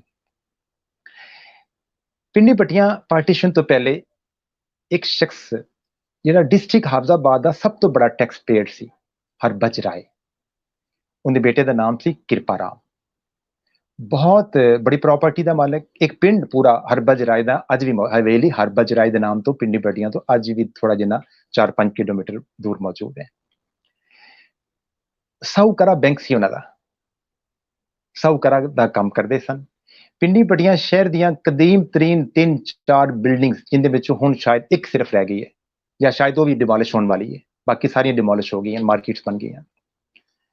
ਇੱਕ ਬਿਲਡਿੰਗ ਅਜੇ ਵੀ ਮੌਜੂਦ ਹੈ ਉਹਨਾਂ ਵਿੱਚੋਂ, ਜਿੱਥੇ ਕਿ ਅੰਜਮਨ ਇਸਲਾਹੁਲ ਮੁਸਲਮੀਨ ਜਿਹੜਾ ਪਿੰਡੀ ਪੱਟੀਆਂ ਦੀ ਕਦੀਮ ਤਰੀਨ ਸਮਾਜੀ ਤਨਜ਼ੀਮ ਹੈ, 1932 ਵਿੱਚ ਬਣੀ ਸੀ ਔਰ ਇਹਨਾਂ ਨੇ ਆਪਣਾ ਇੱਕ ਸਮਾਜੀ ਤੌਰ ਤੇ ਬੜਾ ਰੋਲ ਅਦਾ ਕੀਤਾ ਇਸ ਇਲਾਕੇ ਦੇ ਲੋਕਾਂ ਦੀ ਬਿਹਤਰੀ ਵਾਸਤੇ। ਉਹ ਸਾਹੂਕਾਰਾ ਬੈਂਕ ਜਿਹੜਾ ਅੱਜ ਉਹ ਲਾਇਬ੍ਰੇਰੀ ਅੰਜਮਨ ਇਸਲਾਹੁਲ ਮੁਸਲਮੀਨ ਦੇ ਕੋਲ ਹੈ ਔਰ ਦਫ਼ਤਰ ਹੈ, ਇਹ ਸਾਹੂਕਾਰਾ ਬੈਂਕ ਸੀ। ਔਰ ਇਹਦੀਆਂ ਇਸ ਤੋਂ ਇਲਾਵਾ ਵੀ 2 ਬ੍ਰਾਂਚਸ, ਇੱਕ ਸੰਗਲੇ ਔਰ ਇੱਕ ਹਾਫਜ਼ਾਬਾਦ ਵਿੱਚ। ਉਹਦਾ ਬੇਟਾ ਕਿਰਪਾ ਰਾਮ ਨੇ ਬੈਰੂਨ ਗੱਲਾ ਮੰਡੀ ਅੱਡੇ ਤੇ ਜਿਹੜੀ ਸੀ ਇਹ ਬਣਾਈ, ਮਾਈਗ੍ਰੇਸ਼ਨ ਹੋ ਗਈ, ਸਭ ਕੁਝ ਛੱਡ ਕੇ ਚਲੇ ਗਏ। ਕਿਲਾ ਮੁਰਾਦਬਖਸ਼ ਪਿੰਡੀ ਪੱਟੀਆਂ ਦੇ ਨਾਲ ਇੱਕ ਪਿੰਡ ਹੈ, ਇੱਥੋਂ ਦੇ ਵੀ ਕੁਝ ਲੋਕ ਬਹੁਤ ਬੜੇ ਰਈਸ ਸਨ ਔਰ ਅੱਜ ਜੋ ਪਤਾ ਚੱਲਿਆ ਕਿ ਇੰਡੀਆ ਵਿੱਚ ਟਿੰਬਰ ਦਾ ਬਹੁਤ ਬੜਾ ਕੰਮ ਕਰਦੇ ਨੇ। ਪਾਰਟੀਸ਼ਨ ਤੋਂ ਪਹਿਲੇ ਕੁਝ ਲਾਰੀਆਂ ਵੀ ਚਲਦੀਆਂ ਸਨ ਲਾਹੌਰ ਤੋਂ ਪਿੰਡੀ ਪੱਟੀਆਂ ਵਾਸਤੇ। ਉਹ ਲਾਰੀਆਂ ਬੜੀ ਇੱਕ ਦਿਲਚਸਪ ਗੱਲ ਹੈ। ਮੇਰੇ ਗ੍ਰੈਂਡਫਾਦਰ ਦੇ ਭਾਈ ਬੜੇ ਸਨ ਜਿਹੜੇ ਕਲਕੱਤੇ ਵੀ ਕਾਰੋਬਾਰ ਕਰਦੇ ਰਹੇ ਤੇ ਉਹਨਾਂ ਦੀ ਵੀ ਇੱਕ ਲਾਰੀ ਸੀ, ਸ਼ੇਖ ਲਾਲ ਹੁਸੈਨ ਉਹਨਾਂ ਦਾ ਨਾਮ ਸੀ, ਲੇਕਿਨ ਸਭ ਤੋਂ ਬੜਾ ਮਾਲਕ ਸੀ ਪਿੰਡੀ ਪੱਟੀਆਂ ਜਿਹੜਾ ਸਰਦਾਰੀ ਲਾਲ। ਸਰਦਾਰੀ ਲਾਲ ਕੋਲ ਇੱਕ ਤੋਂ ਜ਼ਿਆਦਾ ਬੱਸਾਂ ਸਨ, ਤਕਰੀਬਨ 5-6 ਘੰਟੇ ਚ ਲਾਹੌਰ ਪਹੁੰਚਦੀ ਸੀ, ਅਸੀਂ ਅੱਜ ਤੋਂ 1.25 ਘੰਟੇ ਚ ਪਹੁੰਚ ਜਾਂਦੇ ਹਾਂ। ਉਸ ਲਾਰੀ ਵਿੱਚ ਉਹ ਲਾਰੀ ਟਰੱਕ ਦੇ ਤੌਰ ਤੇ ਵੀ ਕੰਮ ਆਉਂਦੀ ਸੀ ਤੇ ਸਵਾਰੀਆਂ ਵਾਸਤੇ ਵੀ ਕੰਮ ਆਉਂਦੀ ਸੀ। ਸਾਡਿਆਂ ਤੇ ਸੀਟਾਂ ਲੱਗੀਆਂ ਹੁੰਦੀਆਂ ਸਨ ਔਰ ਹਾਰਡ ਟਾਇਰ ਸਨ ਉਹਦੇ, ਔਰ ਉਹ ਪਿੱਛੇ ਸਰਗੋਦੇ ਜਾਂ ਸ਼ਾਹਪੁਰ ਤੋਂ ਆਉਂਦੀ ਸੀ, ਫਿਰ ਅੱਗੇ ਲਾਹੌਰ ਜਾਂਦੀ ਸੀ। ਪਿੰਡੀ ਪੱਟੀਆਂ ਦੇ ਹਸਪੀਟਲ ਦੇ ਡਾਕਟਰ ਨੂੰ ਪਾਬੰਦ ਕੀਤਾ ਹੋਇਆ ਸੀ ਹਕੂਮਤ ਨੇ ਕਿ ਜਿਸ ਵਕਤ ਉਹ ਲਾਰੀ ਪਿੱਛੋਂ ਆਉਣ ਦਾ ਟਾਈਮ ਹੋਵੇ ਤੇ ਅੱਡੇ ਤੇ ਇੱਕ ਕੰਪਾਊਂਡਰ ਮਰਮ ਪੱਟੀ ਲੈ ਕੇ, ਸਿਪਰਟ ਲੈ ਕੇ, ਟੈਂਕਚਰ ਲੈ ਕੇ ਉੱਤੇ ਖੜਾ ਹੋਵੇ, ਕਿਉਂਕਿ ਉਹ ਹਾਰਡ ਟਾਇਰਾਂ ਦੀ ਵਜ੍ਹਾ ਤੋਂ ਲੋਕਾਂ ਜੰਪ ਇਤਨੇ ਲੱਗਦੇ ਸਨ, ਸੜਕ ਵੀ ਇਤਨੀ ਅੱਛੀ ਨਹੀਂ ਸੀ ਹੁੰਦੀ ਕਿ ਲੋਕਾਂ ਦੇ ਸਿਰ ਜਿਹੜੇ ਸਨ ਉਹ ਬੱਸ ਦੀ ਛੱਤ ਨਾਲ ਲੱਗ ਕੇ ਫਟ ਜਾਂਦੇ ਸਨ ਤੇ ਹਰ ਫੇਰੇ ਵਾਰੀ 1-2 ਬੰਦਿਆਂ ਦੇ ਜ਼ਰੂਰ ਫਟ ਹੋ ਜਾਂਦੇ ਸਨ ਤੇ ਉਹਨਾਂ ਵਾਸਤੇ ਉਹ ਕੰਪਾਊਂਡਰ ਉੱਥੇ ਪਾਬੰਦ ਸੀ। ਤੇ ਇਹ ਇੱਕ 1930 ਦੇ ਰਾਉਂਡ ਅਬਾਊਟ ਜਿਹੜੀਆਂ ਲਾਹੌਰ ਤੋਂ ਪਿੰਡੀ ਪੱਟੀਆਂ ਸਰਦਾਰੀ ਲਾਲ ਦੀ ਬੱਸਾਂ ਚੱਲਦੀਆਂ ਸਨ, ਉਹਦੀ ਐਕਚੁਅਲੀ ਪੋਜੀਸ਼ਨ ਇਹ ਸੀ। ਲਾਈਟ ਨਹੀਂ ਸੀ ਹੁੰਦੀ ਵਿੱਚ, ਡੈਨਵੋ ਲਾਈਟ ਨਹੀਂ ਸੀ ਹੁੰਦੀ। ਇੱਕ ਬੰਦਾ ਗੈਸ ਲੈਂਪ ਲੈ ਕੇ ਅੱਗੇ ਉਹਨਾਂ ਨੇ ਇੱਕ ਜਗ੍ਹਾ ਬੱਸ ਦੇ ਅੱਗੇ ਬੋਨਟ ਤੋਂ ਬਾਹਰ ਕਰਕੇ ਬਣਾਈ ਹੁੰਦੀ ਸੀ, ਉਹ ਬੈਠਦਾ ਸੀ, ਅਗਰ ਹਨੇਰਾ ਹੋ ਜਾਂਦਾ ਸੀ ਤੇ ਉਹ ਲੈਂਪ ਜਲਾ ਕੇ ਗੈਸ ਵਾਲਾ ਤੇ ਉਹ ਰੋਸ਼ਨੀ ਕਰਕੇ ਉਹ ਬੱਸ ਚੱਲਦੀ ਸੀ। ਤੇ ਉਹ ਜਿਹੜੀ ਪਿੰਡੀ ਪੱਟੀਆਂ ਦੇ ਇੱਕ ਮੁਸਲਮਾਨ ਨੇ ਬੱਸ ਚਲਾਈ ਤੇ ਉਹ ਵਿਚਾਰਾ ਜਿਹੜਾ ਅੱਗੇ ਬੰਦਾ ਬੈਠਾ ਹੋਇਆ ਸੀ, ਇਹ ਨਹਿਰ ਸੀ ਜੰਗ ਵਾਲੀ, ਇਹ ਜਦੋਂ ਉੱਥੇ ਆਇਆ ਤੇ ਉਹ ਜੰਪ ਲੱਗਾ, ਉਹ ਵਿਚਾਰਾ ਥੱਲੇ ਆ ਕੇ ਡੈਥ ਹੋ ਗਈ ਹੁੰਦੀ। ਉਸ ਤੋਂ ਬਾਅਦ ਉਹ ਲਾਰੀ ਬੰਦ ਹੋ ਗਈ। ਇਹ ਇੱਕ ਉਹ ਪੋਜੀਸ਼ਨ ਹੈ ਜਿਹੜੀ ਕਿ ਸਾਨੂੰ ਨਜ਼ਰ ਆਉਂਦੀ ਹੈ। ਪਾਰਟੀਸ਼ਨ ਤੋਂ ਪਹਿਲੇ ਪਿੰਡੀ ਪੱਟੀਆਂ 'ਚ ਜ਼ਾਹਿਰ ਹੈ ਜਿਸ ਤਰ੍ਹਾਂ ਮਸਜਿਦਾਂ ਸਨ, ਕੁਝ ਮੰਦਰ ਵੀ ਸਨ। ਮੇਰੀ ਹੋਸ਼ 'ਚ ਮੈਨੂੰ ਯਾਦ ਹੈ ਕਿ ਉਹ ਮੰਦਰ ਕਿਸੇ ਨਾ ਕਿਸੇ ਸ਼ਕਲ ਵਿੱਚ ਮੌਜੂਦ ਰਹਿਣ, ਲੇਕਿਨ ਰਫਤਾ ਇੱਕ ਅੱਧ ਮੰਦਰ ਦੇ ਕੁਝ ਆਸਾਰ ਸ਼ਾਇਦ ਮੌਜੂਦ ਹੋਣ ਅਦਰਵਾਈਜ਼ ਹੁਣ ਮੰਦਰ ਨਹੀਂ ਰਹੇ, ਉਹਨਾਂ ਵਿੱਚ ਜਾਂ ਇੱਕ ਦੋ ਵਿੱਚ ਮਸਾਜਿਦ ਦੇ ਵਿੱਚ ਤਬਦੀਲ ਹੋ ਗਿਆ ਤੇ ਕੁਝ ਵਿੱਚ ਤਾਲੀਮੀ ਇਦਾਰੇ ਕਨਵਰਟ ਹੋ ਗਏ ਤੇ ਇੱਕ ਮਖਲੂਤ ਮਾਹੌਲ ਹੈ ਸੀ ਪਹਿਲੇ। ਬਹਰਾਲ ਲੋਕਾਂ ਦਾ ਆਪਸ ਵਿੱਚ ਭਾਈਚਾਰਾ ਵੀ ਮੌਜੂਦ ਸੀ, ਜਿਹੜੀ ਰਵਾਇਤਾਂ ਮੇਰੇ ਕੋਲ ਮੌਜੂਦ ਨੇ ਬਜ਼ੁਰਗਾਂ ਤੋਂ ਮਿਲੀਆਂ, ਆਪਸ ਵਿੱਚ ਬਿਲਕੁਲ ਬਹੁਤ ਅੱਛਾ ਭਾਈਚਾਰਾ तमाम ਸਿੱਖਾਂ ਮੁਸਲਮਾਨਾਂ ਔਰ ਹਿੰਦੂਆਂ ਦੇ ਦਰਮਿਆਨ। ਔਰ ਇਹੀ ਵਜ੍ਹਾ ਹੈ ਕਿ ਜਦੋਂ 47 ਦੀ ਪਾਰਟੀਸ਼ਨ ਦਾ ਵਾਕਿਆ ਹੋਇਆ ਤੇ ਇੱਥੇ ਪਿੰਡੀ ਪੱਟੀਆਂ 'ਚ ਕਿਸੇ ਕਿਸਮ ਦਾ ਕੋਈ ਐਸਾ ਸੰਗੀਨ ਕਿਸਮ ਦਾ ਵਾਕਿਆ ਨਹੀਂ ਹੋਇਆ। ਹਰ ਸ਼ਖਸ ਜਿਹੜਾ ਇੱਥੋਂ ਮਾਈਗ੍ਰੇਟ ਕਰਕੇ ਗਿਆ ਉਹਨੂੰ ਤਹਫ਼ੁਜ਼ ਦਿੱਤਾ ਗਿਆ, ਉਹ ਆਪਣੀ ਅਮਾਨਤਾਂ ਵੀ ਹੱਦ ਤੱਕ ਕੇ ਛੋੜ ਕੇ ਚਲੇ ਗਏ ਤੇ ਬਾਅਦ ਵਿੱਚ ਮੁਸਲਮਾਨਾਂ ਨੇ ਉਹਨਾਂ ਨੂੰ ਪਹੁੰਚਾਈਆਂ ਜਾਂ ਉਹ ਲੈਣ ਆਏ। ਤੇ ਇਸੇ ਤਰ੍ਹਾਂ ਜਿਹੜੇ ਲੋਕ ਮੁਸਲਮਾਨ ਉੱਥੋਂ ਆਏ ਨੇ ਤੇ ਉਹਨਾਂ ਨੂੰ ਵੀ ਮੁਕਾਮੀ ਲੋਕਾਂ ਨੇ ਬੜਾ ਅਕਮੋਡੇਟ ਕੀਤਾ ਹੈ। ਤੇ ਹੁਣ ਅਸੀਂ ਅਗਰ ਦੇਖਿਆ ਜਾਏ ਪਾਸ ਤੋਂ ਨਿਕਲ ਕੇ ਅਸੀਂ ਜਦੋਂ ਮੌਜੂਦਾ ਹਾਲਾਤ ਵਿੱਚ ਆਉਂਦੇ ਹਾਂ ਤੇ ਅੱਜ ਦਾ ਜਿਹੜਾ ਪਿੰਡੀ ਪੱਟੀਆਂ ਹੈ ਉਹ ਇੱਕ ਤਹਿਸੀਲ ਹੈਡਕੁਆਟਰ ਹੈ, 2 ਡਿਗਰੀ ਕਾਲਜਸ ਨੇ ਇੱਥੇ ਗੌਰमेंट ਦੇ और 2 प्राइवेट कॉलेजेस भी हैं बड़े अच्छे। म्यूनसिपल कमेटी का दर्जा इन्हू हासिल है। 50,000 की आबादी है। काफ़ी नई कॉलोनी नए महल्ले भी बन चुके हैं, कुछ पुराने महल्ले भी मौजूद ने। एक बड़ा तवील तकरीबन 1 किलोमीटर तवील पुराना बाजार जिन्होंने मेन बाजार कहने हैं वो मौजूद है। सराफा बाजार मौजूद है, डाखाना बाजार या अकल वाला बाजार मौजूद है। पुरानी इमारतों विचों शाही जामिया मस्जिद जिंदी के असर नो तामीर होन हुई है और वो औरंगजेब आलमगीर दौर की मस्जिद सी। मियाँ खैर मोहम्मद नून साहब के दरबार की मैं गल की है कि वो तकरीबन 250 साल पुराना दरबार मौजूद है शहर च। ये सारी सिचुएशन सन कस्बे के अंदर मौजूद नजर आती है। जिहड़े देहात तो काफ़ी लोग माइग्रेट करके इत्थे टाउन के अंदर इस वक्त मौजूद ने, एक मखलूत जहा माहौल है। शहरी और देहाती कल्चर के लोग इत्थे मौजूद ने, लिहाजा ਜਦੋਂ ਅਸੀਂ ਉਹਨਾਂ ਦੇ ਰਹਿਣ ਸਹਿਣ ਦੇ ਹਵਾਲੇ ਨਾਲ ਗੱਲਾਂ ਕਰਨੇ ਆ, ਉਹਨਾਂ ਦੇ ਖਾਣ ਪੀਣ ਦੇ ਹਵਾਲੇ ਨਾਲ ਗੱਲਾਂ ਕਰਨੇ ਆ, ਉਹਨਾਂ ਦੇ ਪਹਿਨਾਵੇ ਦੀ ਗੱਲਾਂ ਕਰਨੇ ਆ ਤੇ ਸਾਨੂੰ ਸ਼ਹਿਰੀ ਟੱਚ ਵੀ ਨਜ਼ਰ ਆਉਂਦਾ ਹੈ ਔਰ ਦਿਹਾਤੀ ਟੱਚ ਵੀ ਨਜ਼ਰ ਆਉਂਦਾ ਹੈ। ਮਜਮੂਈ ਤੌਰ ਤੇ ਮਿਡਲ ਔਰ ਲੋਅਰ ਮਿਡਲ ਕਲਾਸ ਜ਼ਿਆਦਾ ਹੈ, ਅਪਰ ਕਲਾਸ ਦੇ ਲੋਕ ਕਮ ਹਨ ਔਰ ਜਿਹੜੇ ਲੋਕ ਥੋੜੇ ਖੁਸ਼ਹਾਲ ਹੋ ਗਏ ਅਸੀਂ ਦੇਖਨੇ ਆ ਲਾਹੌਰ ਮਾਈਗ੍ਰੇਟ ਕਰ ਗਏ, ਕੋਈ ਅਮਰੀਕਾ ਬੈਠਾ ਹੈ, ਕੋਈ ਇੰਗਲੈਂਡ ਬੈਠਾ ਹੈ। ਬਹਰਹਾਲ ਉਹ ਸਾਡੀ ਸ਼ਨਾਖਤ ਹੈ ਅੱਜ ਵੀ, अपनी अपनी जगह पे उन्होंने कंट्रीब्यूशन अदा की है माजी विच भी और अज भी वो अदा कर रहे हैं। पिंडी पट्टियां तो को जस्ट 7 और 8 किलोमीटर दूर एक साडे कोल एक इंडस्ट्रीयल यूनिट है क्रिसेंट बाहूमान के नाम तो जीन्स बनाने का बहुत बड़ा कारखाना है, बल्कि कहा जाता है कि वो प्रोडक्शन के लिहाज नाल एशिया का सब तो बड़ा जीन्स बनाने का यूनिट है। लिवाइस टैग का आर्डर यकीनन उन्होंने को होंदा और वो दुनिया सप्लाई करते हैं। ਤੇ ਇਸ ਤਰ੍ਹਾਂ ਅਸੀਂ ਦੇਖਨੇ ਆ ਕਿ ਖਾਣ ਪੀਣ ਦੀਆਂ ਚੀਜ਼ਾਂ ਜਾਂ ਦਸਤਕਾਰੀ ਦੇ ਹਵਾਲੇ ਨਾਲ ਦੇਖਨੇ ਆ ਤੇ ਸਾਡੇ ਕੋਲ ਚਾਰਪਾਈਆਂ ਬੜੀਆਂ ਬਣਦੀਆਂ ਨੇ ਅੱਜ ਕੱਲ, ਪੀੜੇ ਬਣਦੇ ਨੇ, ਚਾਰਪਾਈਆਂ ਬਣਦੇ ਨੇ, ਫਰਨੀਚਰ ਦਾ ਕੰਮ ਸਾਡੇ ਕੋਲ ਮੁਨਾਸਬ ਹੱਦ ਤੱਕ ਜਿਹੜਾ ਅਸੀਂ ਦੇਖਨੇ ਆ ਹੋ ਰਿਹਾ ਤੇ ਉਹ ਜੈਸਾ ਕਿ ਕਾਠੀਆਂ ਦਾ ਮੈਂ ਜ਼ਿਕਰ ਕੀਤਾ ਉਹ ਕਾਠੀਆਂ ਵੀ ਸਾਡੇ ਕੋਲ ਜਿਹੜੀਆਂ ਨੇ ਉਹ ਉਦੋਂ ਦੀ, ਅਗਰ ਅਸੀਂ ਸਿੱਖਾਂ ਦੇ ਜ਼ਮਾਨੇ ਦੀ ਗੱਲ ਕਰੀਏ ਤੇ ਅੰਗਰੇਜ਼ਾਂ ਦੇ ਜ਼ਮਾਨੇ ਦੀ ਗੱਲ ਕਰੀਏ ਤੇ ਅੱਜ ਦੀ, ਇਹ ਸਾਡੇ ਕੋਲ ਹੁਨਰ ਅੱਜ ਵੀ ਇੱਥੋਂ ਦੇ ਸਰਾਜ ਕੌਮ ਦੇ ਕਾਰੀਗਰ ਉਹ ਸੰਭਾਲੇ ਹੋਏ ਨੇ। ਇਸੇ ਤਰ੍ਹਾਂ ਅਸੀਂ ਦੇਖਨੇ ਆ ਕਿ ਥੋੜਾ ਜਿੰਨਾ ਖਾਣ ਪੀਣ ਦੀ ਚੀਜ਼ਾਂ ਦੀ ਗੱਲ ਕਰੀਏ ਤੇ ਸ਼ਹਿਰ ਵਿੱਚ ਜਾਂ ਕਸਬੇ ਵਿੱਚ ਮੈਂ ਇਹ ਤਾਂ ਨਹੀਂ ਕਹਿ ਸਕਦਾ ਕਿ ਕੋਈ ਐਸੀ ਸਪੈਸ਼ਲਿਟੀ ਜਿਹੜੀ ਕਿ ਬਾਕੀ ਦੂਸਰੀ ਜਗ੍ਹਾ ਤੇ ਨਹੀਂ ਮਿਲਦੀ ਉਹ ਇੱਥੇ ਸ਼ਾਇਦ ਮਿਲਦੀ ਹੋਏਗੀ। ਮਿਠਾਈ ਔਰ ਦੂਸਰੀ ਖਾਣ ਪੀਣ ਦੀ ਚੀਜ਼ਾਂ ਉਸੇ ਤਰ੍ਹਾਂ ਮਿਲਦੀਆਂ ਜਿਸ ਤਰ੍ਹਾਂ ਕਿ ਦੂਸਰੇ ਇਲਾਕੇ ਵਿੱਚ ਦਸਤਿਆਬ ਸਨ ਹੋ ਸਕਦੀਆਂ। अलबत्ता एक चीज जिहड़ी कि मैं समझना कि स्पैशलिटी मैं कह सकना वो गुड़ की बनी हुई टांगरी है। इत्थे साडे 1-2 दुकानदार स्पैशल ने और वो मैदे दी भी बनाते हैं और वो दूसरी भी चने दे पीस के जिहड़ी चीज़ बनती है उहदे नाल भी वो बन जाती है ते बड़ी वो लजीज होंदी है। मैं समझना साडी देसी वाले नाल वो एक टांगरी साडे कोल मशहूर है। बाकी अदब के हवाले नाल अगर असीं गल करिए ते अदबी शख्सियात कुछ ऐसियां गुजरियां ने जिहड़ियां साडी शनाख्त रहियां। मैं सारे पहलुओं ते गुफ्तगू करना चाह रहा सी, इस वास्ते अदबी शख्सियात का जिक्र करना भी मैं मुनासिब समझना। अगर पार्टीशन तो पहले गल करिए या जिहड़े मरहूम लोग जिन्हां ने अदब दे विच अपना एक किरदार अदा किया है उन्हां दा मैं अगर जिक्र करना चाहां ते पिंडी पट्टियां दे नाल एक छोटा जिहा पिंड है, उत्थों दे मियाँ मुहम्मद दीन साहब गुजरे ने ਉਹਨਾਂ ਨੇ ਪੰਜਾਬੀ ਵਿੱਚ ਕਮਾਲ ਕੰਮ ਕੀਤਾ ਹੈ।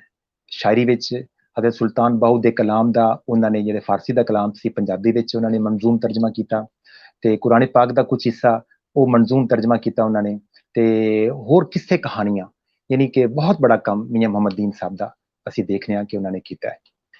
ਇਸ ਤੋਂ ਇਲਾਵਾ ਅਸੀਂ ਦੇਖ ਰਹੇ ਹਾਂ ਕਿ ਜੀਵਨ ਪ੍ਰਕਾਸ਼ ਜੀਵਨ ਇੱਕ ਸਿਆਸੀ ਕਾਰਕੁਨ ਵੀ ਸਨ, ਬੜੇ ਤਰੱਕੀ ਪਸੰਦ ਵੀ ਸਨ, ਬੜੇ ਇਨਕਲਾਬੀ ਵੀ ਸਨ, ਔਰ ਇਹ ਪਾਕਿਸਤਾਨ ਬਣਨ ਤੋਂ ਪਹਿਲੇ ਪਿੰਡੀ ਪੱਟੀਆਂ ਦੇ ਵਿੱਚ ਇਹਨਾਂ ਦਾ ਤਾਲੁਕ ਸੀ, ਤੇ ਇਹ ਫਿਰ ਮਾਈਗ੍ਰੇਟ ਹੋ ਕੇ ਪਹਿਲੇ ਅੰਮ੍ਰਿਤਸਰ ਗਏ, ਟੀਚਰ ਲੱਗੇ, ਫਿਰ ਦਿੱਲੀ ਵਿੱਚ ਚਲੇ ਗਏ। ਇਹ 1998 ਵਿੱਚ ਮੇਰੇ ਕੋਲ ਇਹ ਆਏ ਵੀ, ਮੇਰੇ ਗ੍ਰੈਂਡਫਾਦਰ ਦੇ ਦੋਸਤ ਸਨ, ਤੇ 1 ਮਹੀਨਾ ਮੇਰੇ ਕੋਲ ਰਹਿ ਵੀ। ਬਹੁਤ ਕਿਤਾਬਾਂ ਦੇ ਮੁਸੰਨਫ ਸਨ, ਕੁਝ 70-80 ਕਿਤਾਬਾਂ ਉਸ ਵਕਤ ਤੱਕ ਉਹਨਾਂ ਦੀਆਂ ਹੋ ਚੁੱਕੀਆਂ ਸਨ, ਕਿ ਮੇਰੀ ਦੁੱਲੇ ਦੀ ਬਾਰ ਕਿਤਾਬ ਉਦੋਂ ਲਿਖੀ ਜਾ ਰਹੀ ਸੀ, ਤੇ ਉਹਦੀ ਤਕਰੀਰ ਤੇ ਵੀ ਇਹ ਤਸ਼ਰੀਫ ਲਿਆਏ ਸਨ। ਤੇ ਜੀਵਨ ਪ੍ਰਕਾਸ਼ ਜੀਵਨ ਇਹਨਾਂ ਦਾ ਤਾਲੁਕ ਵੀ ਇਹ ਪਿੰਡੀ ਪੱਟੀਆਂ ਨਾਲ ਸੀ। ਤੇ ਇਸੇ ਤਰ੍ਹਾਂ ਬਰਕਤ ਮਹਾਸ਼ਾ ਬਰਕਤ ਰਾਮ ਪਾਰਟੀਸ਼ਨ ਤੋਂ ਪਹਿਲੇ ਇੱਕ ਸਾਨੂੰ ਸ਼ਾਇਰ ਇਹ ਵੀ ਨਜ਼ਰ ਆਉਂਦੇ ਨੇ ਜਿਹੜੇ ਪਿੰਡੀ ਪੱਟੀਆਂ ਸਿਟੀ ਤੋਂ ਜਿਨ੍ਹਾਂ ਦਾ ਤਾਲੁਕ ਸੀ।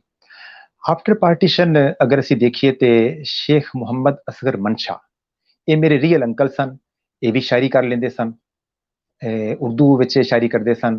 ਮੇਰੇ ਗ੍ਰੈਂਡਫਾਦਰ ਦੇ ਵਾਲਿਦ ਪਰਦਾਦਾ ਮੇਰੇ ਸ਼ੇਖ ਫਜ਼ਲਦੀਨ, ਉਹਨਾਂ ਦੀਆਂ 1940-42 ਦੀ ਲਿਖੀਆਂ ਗਜ਼ਲਾਂ ਔਰ ਨਜ਼ਮਾਂ ਪੰਜਾਬੀ ਔਰ ਉਰਦੂ ਵਿੱਚ ਉਹ ਵੀ ਕੁਝ ਮੇਰੇ ਕੋਲ ਮਹਿਫੂਜ਼ ਨੇ। ਉਹਨਾਂ ਦਾ ਵੀ ਤਜ਼ਕਰਾ ਸੀ ਇਸ ਹਵਾਲੇ ਨਾਲ ਪਾਰਟੀਸ਼ਨ ਤੋਂ ਪਹਿਲੇ ਦੀ ਜਿਹੜੇ ਸ਼ੋਰਾ ਕਰਾਮ ਨੇ ਉਹਨਾਂ ਦਾ ਕਰ ਸਕਨੇ। ਇਹ ਉਹ ਨੇ ਜਿਨ੍ਹਾਂ ਦਾ ਤਾਲੁਕ ਸਿਟੀ ਨਾਲ ਸੀ। ਅੱਜ ਦੇ ਅਗਰ ਅਸੀਂ ਅਦੀਬਾਂ ਦਾ ਜ਼ਿਕਰ ਕਰੀਏ ਤੇ ਮੈਂ 2 ਲੋਕਾਂ ਦਾ ਜ਼ਰੂਰ ਜ਼ਿਕਰ ਕਰਨਾ ਚਾਹਾਂਗਾ। ਇੱਕ ਤੇ ਸ਼ੇਖ ਵਈ ਸਾਹਿਬ ਨੇ, ਸਾਡੇ ਸ਼ਹਿਰ ਦੇ ਬੜੇ ਅੱਛੇ ਮਾਸ਼ਾਅੱਲਾ ਪ੍ਰੋਫੈਸਰ ਨੇ, ਪ੍ਰਿੰਸੀਪਲ ਰਿਟਾਇਰ ਹੋਏ ਨੇ ਕੁਝ ਅਰਸਾ ਪਹਿਲੇ। ਇਹ ਬਹੁਤ ਅੱਛੇ ਉਰਦੂ ਵਿੱਚ ਸਾਡੇ ਸ਼ਾਇਰੀ ਕਰਦੇ ਨੇ, ਤੇ ਪੰਜਾਬੀ ਵਿੱਚ ਕਮਾਲ ਸ਼ਾਇਰੀ ਕਰਨ ਵਾਲੀ ਜਿਹੜੀ ਸ਼ਖਸੀਅਤ ਸਾਡੇ ਪਿੰਡੀ ਪੱਟੀਆਂ ਦੀ ਹੈ ਨੇ, ਸਾਡੇ ਦੋਸਤਾਂ ਵਿੱਚੋਂ ਸ਼ਾਮਿਲ ਨੇ, ਉਹ ਮੁਹੰਮਦ ਬਸ਼ੀਰ ਦੀਵਾਨਾ ਸਾਹਿਬ ਨੇ। ਇਹਨਾਂ ਦੀ ਇੱਕ ਕਿਤਾਬ ਪੰਜਾਬੀ ਦੀ ਪਛੋਕੜ ਦੀ ਲਾਡਲੀ ਛਾਇਆ ਹੋਈ ਹੈ, ਤੇ ਇੱਕ ਕੰਮ ਅੱਜ ਕੱਲ ਜਿਹੜਾ ਕਿ ਕਾਫੀ ਅਰਸੇ ਤੋਂ ਕਰ ਰਿਹਾ ਸਨ ਮੁਕੰਮਲ ਹੋਣ ਵਾਲਾ ਹੈ ਕਿ ਦੀਵਾਨੇ ਹਜ਼ਰਤ ਅਲੀ ਦਾ ਇਹਨਾਂ ਨੇ ਮੰਜ਼ੂਮ ਪੰਜਾਬੀ ਤਰਜਮਾ ਵੀ ਕੀਤਾ ਹੈ। ਤੇ ਮੈਂ ਬਸ ਆਪਣੀ ਗੱਲ ਖਤਮ ਕਰਨ ਤੋਂ ਪਹਿਲੇ ਇਹ ਕਹਿਣਾ ਚਾਹਾਂਗਾ ਕਿ ਇਹ ਦੁੱਲੇ ਦੀ ਬਾਰ ਇੱਕ ਐਸੀ ਬਾਰ ਹੈ ਜਾਂ ਇਲਾਕਾ ਹੈ ਕਿ ਜਿੰਦੀ ਨਿਸਬਤ ਦੁੱਲੇ ਪੱਟੀ ਨਾਲ ਜੁੜੀ ਹੋਈ ਹੈ, ਔਰ ਇਸੀ ਜੁੜਨ ਦੀ ਵਜ੍ਹਾ ਤੋਂ ਮੈਂ ਦੇਖਿਆ ਹੈ ਕਿ ਦੁਨੀਆ ਤੇ ਫੈਲੇ ਹੋਏ ਉਸ ਪੰਜਾਬ ਦੇ ਜਿਹੜੇ ਲੋਕ ਨੇ ਉਹ ਵੀ ਇਹਨੂੰ ਉਨੀ ਹੀ ਮੁਹੱਬਤ ਕਰਦੇ ਜਿੰਨੇ ਕਿ ਅਸੀਂ ਕਰਨੇ ਆ ਦੁੱਲਾ ਪੱਟੀ ਦੀ ਵਜ੍ਹਾ ਤੋਂ। ਔਰ ਉਸ ਮੁਹੱਬਤ ਕਰਨ ਵਾਲਿਆਂ ਚੋਂ ਮੈਂ ਇੱਕ ਨਾਮ ਜ਼ਰੂਰ ਲਵਾਂਗਾ, ਔਰ ਹੋ ਸਕਦਾ ਹੈ ਕਿ ਉਹ ਸਾਡਾ ਇਹ ਪ੍ਰੋਗਰਾਮ ਦੇਖ ਵੀ ਰਹੇ ਹੋਣਗੇ, ਉਹ ਧਰਮ ਸਿੰਘ ਉਰਾਇਆ ਸਾਹਿਬ ਨੇ। ਮੈਂ ਉਹਨਾਂ ਦਾ ਜ਼ਿਕਰ ਇਸ ਤੋਂ ਕਰਨਾ ਚਾਹ ਰਿਹਾ ਕਿ ਦੁੱਲੇ ਦੀ ਬਾੜ ਨਾਲ ਉਹਨਾਂ ਨੂੰ ਇਤਨਾ ਪਿਆਰ ਹੈ ਕਿ ਮੈਂ ਅਗਰ ਇਹ ਕਹਾਂ ਕਿ ਇਹ ਪਿੰਡੀ ਪੱਟੀਆਂ ਨੂੰ ਉਹ ਆਪਣਾ ਦੂਸਰਾ ਘਰ ਸਮਝਦੇ ਨੇ ਤੇ ਸ਼ਾਇਦ ਇਹ ਗੱਲ ਗਲਤ ਨਹੀਂ ਹੋਏਗੀ। ਉਹ ਪਿੱਛੋਂ ਤੇ ਗੁਰਦਾਸਪੁਰ ਦੇ ਰਹਿਣ ਵਾਲੇ, ਖੁਦ ਸ਼ਾਇਰ ਨੇ ਔਰ ਖੁਦ ਰਿਸਰਚਰ ਨੇ। ਉਹਨਾਂ ਵੀ ਦੁੱਲਾ ਭੱਟੀ ਉੱਤੇ ਕਿਤਾਬ ਇੱਕ ਲਿਖੀ ਔਰ ਹੋਰ ਵੀ ਕਈ ਕਿਤਾਬਾਂ ਲਿਖੀਆਂ ਉਹਨਾਂ ਨੇ, ਤੇ ਉਹ ਅੱਜ ਕੱਲ੍ਹ ਅਮਰੀਕਾ ਦੇ ਸ਼ਹਿਰ 'ਚ ਕਾਫੀ ਅਰਸੇ ਤੋਂ ਉੱਥੇ ਵਸਨੀਕ ਨੇ। ਤੇ ਮੈਂ ਚੱਠਾ ਸਾਹਿਬ ਦਾ ਔਰ ਇਸ ਕਲੱਬ ਦੀ ਸਾਰੀ ਟੀਮ ਦਾ ਬਹੁਤ ਸ਼ੁਕਰਗੁਜ਼ਾਰ ਹਾਂ ਕਿ ਅੱਜ ਉਹਨਾਂ ਨੇ ਮੇਰੇ ਆਪਣੇ ਸ਼ਹਿਰ ਦੇ ਬਾਰੇ 'ਚ ਮੇਰੇ ਕੋਲ ਗੁਫ਼ਤਗੂ ਕਰਨ ਦਾ ਮੌਕਾ ਮੈਨੂੰ ਫਰਾਹਮ ਕੀਤਾ ਹੈ, ਔਰ ਇਨਸ਼ਾਅੱਲਾ ਅਸੀਂ ਇਹ ਸਿਲਸਿਲਾ ਆਇੰਦਾ ਵੀ ਜਾਰੀ ਰੱਖਾਂਗੇ। जी सर, बहुत शुक्रिया। अज दी बड़ी खूबसूरत एक बड़ी जबरदस्त एक जिहड़ी ना टॉक हुई, और साडे कोल कुछ सवाल भी आए और कुछ दोस्तां ने कमेंट तुसीं जरूर पढ़ना जिहड़े उन्होंने कीते। प्रोफैसर सुखदेव सोल होरां दा एक सवाल मैं तुहाडे नाल करना चाहांगा कि उन्होंने लिखिआ कि जिहड़े हुण जिहड़े लोकल लोग ने ਉਹ ਜਦੋਂ ਲਾਹੌਰ ਦੇ ਅਕਬਰ ਦਾ ਜ਼ਿਕਰ ਹੁੰਦਾ ਦੁੱਲੇ ਨੂੰ ਯਾਦ ਕਰਦੇ ਆ ਤਾਂ ਕਿੱਦਾਂ ਯਾਦ ਕਰਦੇ ਨੇ ਅਕਬਰ ਦੇ ਉਸ ਦਰਬਾਰ ਨੂੰ? ਅੱਛਾ, ਇਹਦੇ ਵਿੱਚ ਮੈਂ ਬਿਲਕੁਲ ਤੁਹਾਨੂੰ ਕਹਿਣਾ ਕਿ ਸਾਡੇ ਲੋਕਲ ਪੋਲਿਟਿਕਸ ਜਿਹੜੀ ਚੱਲ ਰਹੀ ਹੈ ਉਹਦੇ 'ਚ ਇੱਕ ਪ੍ਰੋਬਲਮ ਆ ਗਿਆ ਹੈ। ਇੱਕ ਪੋਲਿਟਿਕਸ ਵਿੱਚ ਇੱਕ ਭੱਟੀ ਫੈਕਟਰ ਹੈ ਜਿਹੜਾ ਕਿ ਪੋਲੀਟੀਕਲ ਐਲੀਟ ਕਲਾਸ ਦਾ ਤਾਲੁਕ ਨਾਲ ਰੱਖਦੇ ਨੇ, ਔਰ ਇੱਕ ਐਂਟੀ ਭੱਟੀ ਗਰੁੱਪ ਹੈ। ਉਹਦੀ ਵਜ੍ਹਾ ਤੋਂ ਉਹ ਲੋਕ ਜਿਹੜੇ ਕਿ ਐਂਟੀ ਭੱਟੀ ਨੇ ਉਹ ਦੁੱਲਾ ਭੱਟੀ ਨੂੰ ਵੀ ਚੰਗਾ ਨਹੀਂ ਸਮਝਦੇ ਬਾਜ਼ ਔਕਾਤ। ਤੇ ਮੈਂ ਉਹਨਾਂ ਨੂੰ ਸਮਝਾਉਣਾ, ਯਾਰ ਮੈਂ ਭੱਟੀ ਨਹੀਂ, ਮੈਂ ਸ਼ੇਖ ਹਾਂ। ਇਸ ਤੋਂ ਬਾਵਜੂਦ ਦੁੱਲਾ ਭੱਟੀ ਦਾ ਕਰੈਕਟਰ ਹੈ ਔਰ ਉਸ ਕਰੈਕਟਰ ਨੂੰ ਮੰਨਣਾ ਚਾਹੀਦਾ ਹੈ, ਤਾਰੀਖ ਨੂੰ ਜੁਟਲਾਣਾ ਨਹੀਂ ਚਾਹੀਦਾ। ਤੇ ਬਹਰਹਾਲ ਉਹ ਅੱਜ ਵੀ ਅਸੀਂ ਇਹ ਸਮਝਦੇ ਹਾਂ ਕਿ ਜਿਹੜੀ ਅਸੀਂ ਕੋਸ਼ਿਸ਼ ਵੀ ਕੀਤੀ ਆਪਣੀ ਸੰਗਤ ਦੀ ਬੁਨਿਆਦ ਤੇ ਕਿ ਇਹ ਸਾਡੀ ਪਹਿਚਾਨ ਹੈ, ਸਿਰਫ ਪਿੰਡੀ ਪੱਟੀਆਂ ਜਾਂ ਦੁੱਲੇ ਦੀ ਬਾਹਰ ਦੀ ਪਹਿਚਾਨ ਨਹੀਂ, ਇਹ ਪੰਜਾਬ ਦੀ ਇੱਕ ਪਹਿਚਾਨ ਹੈ। ਲਿਹਾਜ਼ਾ ਇਹਨੂੰ ਆਪਣੇ ਇੱਕ ਨੈਗੇਟਿਵ ਤਾਸੁਰਾਤ ਦੇ ਨਾਲ ਉਸ ਪਹਿਚਾਨ ਨੂੰ ਖਰਾਬ ਨਹੀਂ ਕਰਨਾ ਚਾਹੀਦਾ। ਜੀ ਪਿੰਡੀ ਭੱਟੀਆਂ ਦੇ ਵਿੱਚ ਦੁੱਲੇ ਭੱਟੀ ਨੂੰ ਲੈ ਕੇ ਮੁਗਲਾਂ ਦੇ ਕੋਲ ਤੇ ਕੋਈ ਦੁਸ਼ਮਣੀ ਸੀ, ਲੇਕਿਨ ਮੇਰੇ ਖਿਆਲ ਬ੍ਰਿਟਿਸ਼ ਇੰਪਾਇਰ ਦੇ ਹਵਾਲੇ ਨਾਲ ਤੇ ਤੁਸੀਂ ਬੜੇ ਡਿਟੇਲ 'ਚ ਦੱਸਤਾ ਕਿ ਉਹਨਾਂ ਤੇ ਸਾਥ ਦਿੱਤਾ ਉਹਨਾਂ ਦਾ। ਇੱਥੇ ਇੱਕ ਸਵਾਲ ਸੀ ਕਿ ਉਹ ਕਿਸ ਤਰ੍ਹਾਂ ਵੇਖਦੇ ਸਨ ਦੁੱਲਾ ਭੱਟੀ ਨੂੰ। ਬਸ ਇਹ ਚੱਟਾ ਸਾਹਿਬ ਸਾਡੀ ਬਦਕਿਸਮਤੀ ਹੈ ਕਿ ਜਿਹੜਾ ਕਬੀਲਾ ਭੱਟੀਆਂ ਦਾ ਜਿਨ੍ਹਾਂ ਨੇ ਦੁੱਲਾ ਭੱਟੀ ਦੀ ਵਿਰਾਸਤ ਨੂੰ ਲੈ ਕੇ ਅੱਗੇ ਇਨਕਲਾਬੀ ਆਪਣਾ ਨਜ਼ਰੀਆ ਅਪਣਾਉਣਾ ਸੀ, ਉਹ ਬਦਕਿਸਮਤੀ ਨਾਲ ਐਸਾ ਨਜ਼ਰੀਆ ਅਪਣਾ ਨਹੀਂ ਸਕੇ। ਇਹ frankly speaking this is reality. ਜੀ ਸਰ। ਅਮਰਜੀਤ ਸਿੰਘ ਵਿਰਕ ਸਾਡੇ ਨਾਲ ਨੇ, ਉਹਨਾਂ ਨੇ ਪੁੱਛਿਆ ਕਿ ਜਿਹੜੇ ਟ੍ਰਾਈਬਸ ਸਨ, ਗਰੁੱਪ ਜਿਹੜੇ ਇੱਥੇ ਆ ਕੇ ਸੈਟਲਡ ਹੋਏ ਪਿੰਡੀ ਭੱਟੀਆਂ 'ਚ, ਜਿਹੜੇ ਰਾਜਪੂਤਾਨਾ ਤੋਂ ਆਏ ਸਨ 1000 ਜਾਂ 800 ਸਾਲ ਪਹਿਲੇ, ਉਹਨਾਂ ਦੇ ਕੀ ਮਜ਼ਹਬੀ ਤੌਰ ਤੇ ਉਹਨਾਂ ਦਾ ਕਿਹਦੇ ਨਾਲ ਤਲਕ ਸੀ, ਮਜ਼ਹਬ ਉਹਨਾਂ ਦਾ ਕੀ ਸੀ? ਅੱਛਾ, ਇਹ ਬਿਲਕੁਲ ਇਹਦੇ ਬਾਰੇ ਚ ਜਿਹੜੀ ਰਵਾਇਤ ਲੋਕਲ ਰਵਾਇਤ ਨੇ ਉਹ ਇਹ ਨੇ ਕਿ ਜਿਸ ਵਕਤ ਉਹ ਮਾਈਗ੍ਰੇਟ ਹੋਏ ਸਨ ਤੇ ਉਸ ਵਕਤ ਉਹ ਹਿੰਦੂ ਟ੍ਰਾਈਬ ਸਨ, ਹਿੰਦੂ ਰਿਲੀਜੀਅਸ ਮਜ਼ਹਬ ਨਾਲ ਤਾਲੁਕ ਸੀ, ਤੇ ਇੱਥੇ ਆ ਕੇ ਉਹ ਬਾਅਦ ਵਿੱਚ ਮੁਸਲਮਾਨ ਹੋਏ ਨੇ। ਔਰ ਮਖਤੂਮ ਜਹਾਨੀਆਂ ਦੀ ਇੱਕ ਰਵਾਇਤ ਹੈ ਕਿ ਸਾਡੇ ਮੁਕਾਮੀ ਜਿਹੜੇ ਇਲਾਕੇ ਦੇ ਭੱਟੀ ਨੇ, ਇਹ ਮਖਤੂਮ ਜਹਾਨੀਆਂ ਦੇ ਹੱਥੋਂ ਮੁਸਲਮਾਨ ਹੋਏ ਸਨ, ਇੱਕ ਰਵਾਇਤ ਮੌਜੂਦ ਹੈ।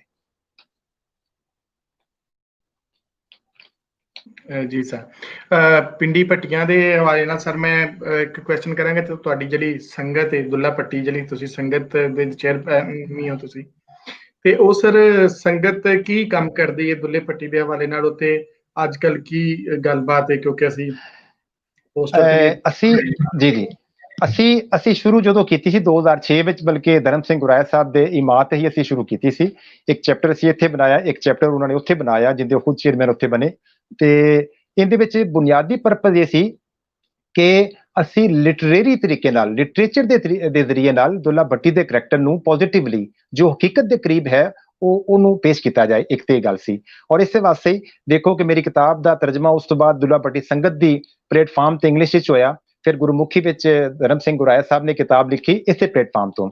ਫਿਰ ਅਸੀਂ ਬਾਕਾਇਦਾ ਕਲਚਰਲ ਇਵੈਂਟ ਕਰਵਾਏ ਔਰ ਇੱਥੇ ਇੱਕ ਉਹਦੀ ਯਾਦਗਾਰ ਬਣਵਾਉਣ ਵਿੱਚ ਹੀ ਆਪਣਾ ਕਿਰਦਾਰ ਅਦਾ ਕੀਤਾ। ਇੱਕ ਘੋੜਾ ਬਣਵਾਇਆ, ਉਹਦੇ ਸਟੈਚੂ ਬਣਵਾਇਆ ਦੁੱਲੇ ਭੱਟੀ ਦਾ, ਤੇ ਇਹ ਵੀ ਸਾਡੀ ਕੰਟਰੀਬਿਊਸ਼ਨ ਸੀ।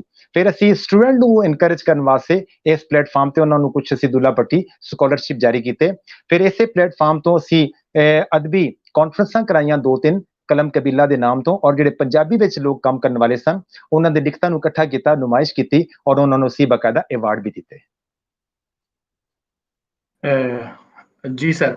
ਸਾਡੇ ਨਾਲ ਪ੍ਰੋਫੈਸਰ ਅਮਨਦੀਪ ਬਾਲ ਜੀ ਅੱਜ ਸਾਡੇ ਨਾਲ ਮੌਜੂਦ ਨੇ, Guru Nanak Dev university history department ਤੋਂ। ਉਹਨਾਂ ਦਾ ਕੁਐਸਚਨ ਮੇਰੇ ਸਾਹਮਣੇ ਮੌਜੂਦ ਹੈ। ਉਹਨਾਂ ਨੇ ਕੁਐਸਚਨ ਇਹ ਕੀਤਾ ਕਿ 1990 ਚ ਜਲਿਆਂਵਾਲਾ ਬਾਗ ਟ੍ਰੈਜੇਡੀ ਜਿਹੜੀ ਹੁੰਦੀ, ਉਹਦੇ ਵਿੱਚ ਹਾਫਜ਼ਾਬਾਦ ਚ ਵੀ ਅਨਰੈਸਟ ਜਿਹੜੀ ਇਹਨਾਂ ਨਜ਼ਰ ਆਉਂਦੀ, ਪਿੰਡੀ ਭੱਟੀਆਂ ਦੇ ਹਵਾਲੇ ਨਾਲ ਕੋਈ ਤੁਸੀਂ ਦੱਸ ਸਕੋ? ਅੱਛਾ, ਇਸ ਤਰ੍ਹਾਂ ਕਿ ਹਾਫਜ਼ਾਬਾਦ ਸਿਟੀ ਵਿੱਚ ਜਿਹੜਾ ਰੇਲਵੇ ਸਟੇਸ਼ਨ ਸੀ ਉਹਨੂੰ ਤੇ ਬਿਲਕੁਲ ਅੱਗ ਲਾ ਦਿੱਤੀ ਗਈ ਸੀ, ਔਰ ਬੜਾ ਰਾਈਟ ਹੋਇਆ, ਔਰ ਕਾਫੀ ਲੋਕ ਗ੍ਰਿਫਤਾਰ ਹੋਏ, ਕਈਆਂ ਨੂੰ ਬਾਕਾਇਦਾ ਬਾਅਦ ਸਜ਼ਾਏ ਮੌਤ ਹੋਈ।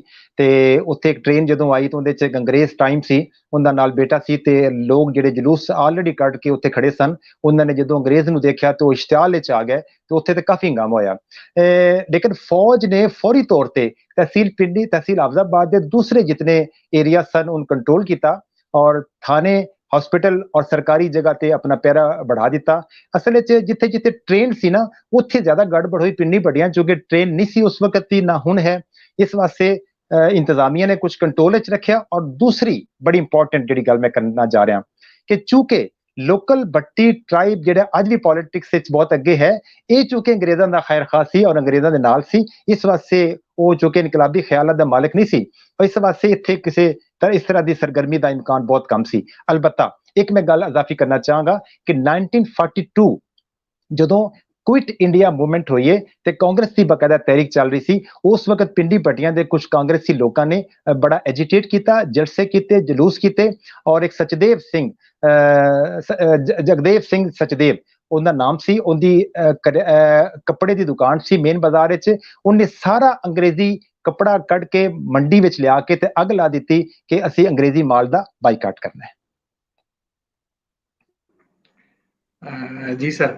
47 ਦੇ ਹਵਾਲੇ ਨਾਲ ਕਿਸ ਤਰ੍ਹਾਂ ਦੀ ਇੱਥੇ ਪੋਜੀਸ਼ਨ ਰਹੀ 47 ਦੇ ਵਿੱਚ? ਅੱਛਾ, ਮੈਂ ਅਰਜ਼ ਕੀਤੀ ਕਿ 47 ਵਿੱਚ मैं जिस तरह पहले भी बयान कर रहा सी कि 47 विच बिल्कुल पिंडी पट्टियां च बड़ा सकून रहा है। कोई वाकया ऐसा नहीं होया कि जिहड़ा कोई फसाद दा शक्ल अख्तियार कर जाए। मुकामी लोकां दे ताल्लुकात हिंदुआं नाल सिखां नाल बड़े अच्छे सन और इन्हां नूं बाहिफाजत लाहौर पहुंचाने च बड़ा रोल सी मुकामी लोकां दा। और हत्ता कि कुछ लोग जांदी दफा अपना सामान हिफाजत के तौर पर एक अमानत के तौर पर भी रख के गए। मैनूं याद है मेरे ग्रैंडफादर सुनाते होंदे सन कि उन्होंने सरदारी लाल नामी एक बड़े दोस्त सन, ਉਹੀ ਜਿਹੜੇ ਜਿਨ੍ਹਾਂ ਦੀ ਬੱਸ ਚੱਲਦੀ ਸੀ ਤੇ ਉਹ ਜਾਂਦੀ ਵਾਰੀ ਆਪਣੀ ਬੱਸ ਵੀ ਵਾਲੇ ਕਰ ਗਏ ਸਨ। ਫਿਰ ਉਹ ਜਦੋਂ ਚਲੇ ਗਏ ਤਾਂ ਉਹਨਾਂ ਨੂੰ ਪਤਾ ਲੱਗਾ ਕਿ ਹੁਣ ਅਸੀਂ ਵਾਪਸ ਨਹੀਂ ਆਣਾ। ਫਿਰ ਉਹਨਾਂ ਨੇ ਕਿਹਾ ਇਹ ਬੱਸ ਵੇਚ ਕੇ ਜਿਹੜੇ ਇਹਦੇ ਪੈਸੇ ਨੇ ਮੈਂ ਵਸੂਲ ਕਰ ਲਾਂਗਾ। ਔਰ ਉਹ ਤਕਰੀਬਨ 2 ਸਾਲ ਦੇ ਬਾਅਦ ਵਾਗੇ ਜਾ ਕੇ ਮੇਰੇ ਗ੍ਰੈਂਡਫਾਦਰ ਨੇ ਉਹਨਾਂ ਦੇ ਜਾ ਕੇ ਪੈਸੇ ਹਵਾਲੇ ਕੀਤੇ। ਇਸ ਤਰ੍ਹਾਂ ਦੇ ਤਾਲੁਕਾਤ ਸਨ ਆਪਸ ਵਿੱਚ। ਕੋਈ ਐਸਾ ਪਿੰਡੀ ਪੱਟੀਆਂ 'ਚ ਵਾਕਿਆ ਨਹੀਂ ਹੋਇਆ ਕਿ ਜਿਹੜਾ ਕਿ ਤਕਲੀਫ ਦੇ ਹੋਵੇ ਦੋਨਾਂ ਕੌਮਾਂ ਵਾਸਤੇ। ਜੀ ਸਰ, ਸਰ ਜਿਹੜਾ ਤੁਸੀਂ ਲੋਹੜੀ ਦਾ ਮੈਨੂੰ ਯਾਦ ਪੈਂਦਾ ਕਿ ਲੋਹੜੀ ਦਾ ਵੀ ਇੱਕ ਤਿਉਹਾਰ ਜੀ ਜੀ ਪਿੰਡੀ ਪੱਟੀਆਂ ਦੁੱਲਾ ਪੱਟੀ ਸੰਗਤ ਕਰਦੀ। ਅੱਜ ਕੱਲ ਕੀ ਉਹਦਾ ਪਿਛਲੇ ਸਾਲ ਕਿਸ ਤਰ੍ਹਾਂ ਰਿਹਾ ਉਹਦੇ ਨਾਲ ਹਵਾਲੇ ਨਾਲ ਥੋੜਾ ਜਿਹਾ ਦੱਸੋ। हाँ ਅਸੀਂ ਬਸ ਹੁਣ ਬੜਾ ਲਿਮਟਿਡ ਪੈਮਾਨੇ ਤੇ ਕੁਝ ਦੋਸਤ ਇਕੱਠੇ ਹੋ ਕੇ ਤੇ ਅੱਗ ਸ਼ੱਗ ਲਾ ਕੇ ਤੇ ਕੁਝ ਲੋਕਾਂ ਕੋਲ ਇੱਕ ਦੋ ਸਾਡੇ ਸਟੂਡੈਂਟਸ ਹੈ ਬੜਾ ਅੱਛਾ ਉਹ ਗੀਤ ਗਾਉਂਦੇ ਸਨ ਉਹਨਾਂ ਕੋਲ ਕਰਵਾਇਆ। ਤੇ ਮੇਰਾ ਖਿਆਲ ਹੈ ਕਿ ਮੈਂ ਤੁਹਾਡਾ ਵੀ ਦੇਖਦਾ ਰਹਿਣਾ ਤੇ ਕਿਉਂ ਨਾ ਅਸੀਂ ਇਸ ਤਰ੍ਹਾਂ ਕਰੀਏ ਕਿ ਆਉਣ ਵਾਲੀ ਲੋਹੜੀ ਅਸੀਂ ਇਕੱਠੇ ਮਨਾਈਏ ਜਾਂ ਤੁਹਾਡੇ ਕੋਲ ਜਾਂ ਸਾਡੇ ਕੋਲ। ਜੀ ਜ਼ਰੂਰ, ਅਸੀਂ ਜ਼ਰੂਰ ਕਰਾਂਗੇ। ਅਸੀਂ ਤੇ ਘੰਟਾ ਘਰ ਲੋਹੜੀ ਮਨਾ ਲੈਂਦੇ ਹਾਂ ਉੱਥੇ ਬਿਲਕੁਲ ਅਸੀਂ ਆਵਾਂਗੇ ਇਨਸ਼ਾਅੱਲਾ ਅਸੀਂ ਆਵਾਂਗੇ ਕੋਈ ਪ੍ਰੋਗਰਾਮ ਕਰਕੇ ਇਹਨੂੰ ਇਕੱਠਿਆਂ ਕਰਨ ਦੀ ਕੋਸ਼ਿਸ਼ ਕਰਦੇ ਆ ਤਾਂ ਕਿ ਇਨਸ਼ਾਅੱਲਾ ਤੁਸੀਂ ਆਓ। वैसे शहरों शहर भी होनी चाहिए वह लोहड़ी ते जगह जगह। हाँ नहीं पिंडी पट्टियां तो लाजमी होनी चाहिए क्योंकि उनकी निस्बत बनती है साडे कोल। हाँ बिल्कुल बिल्कुल बिल्कुल।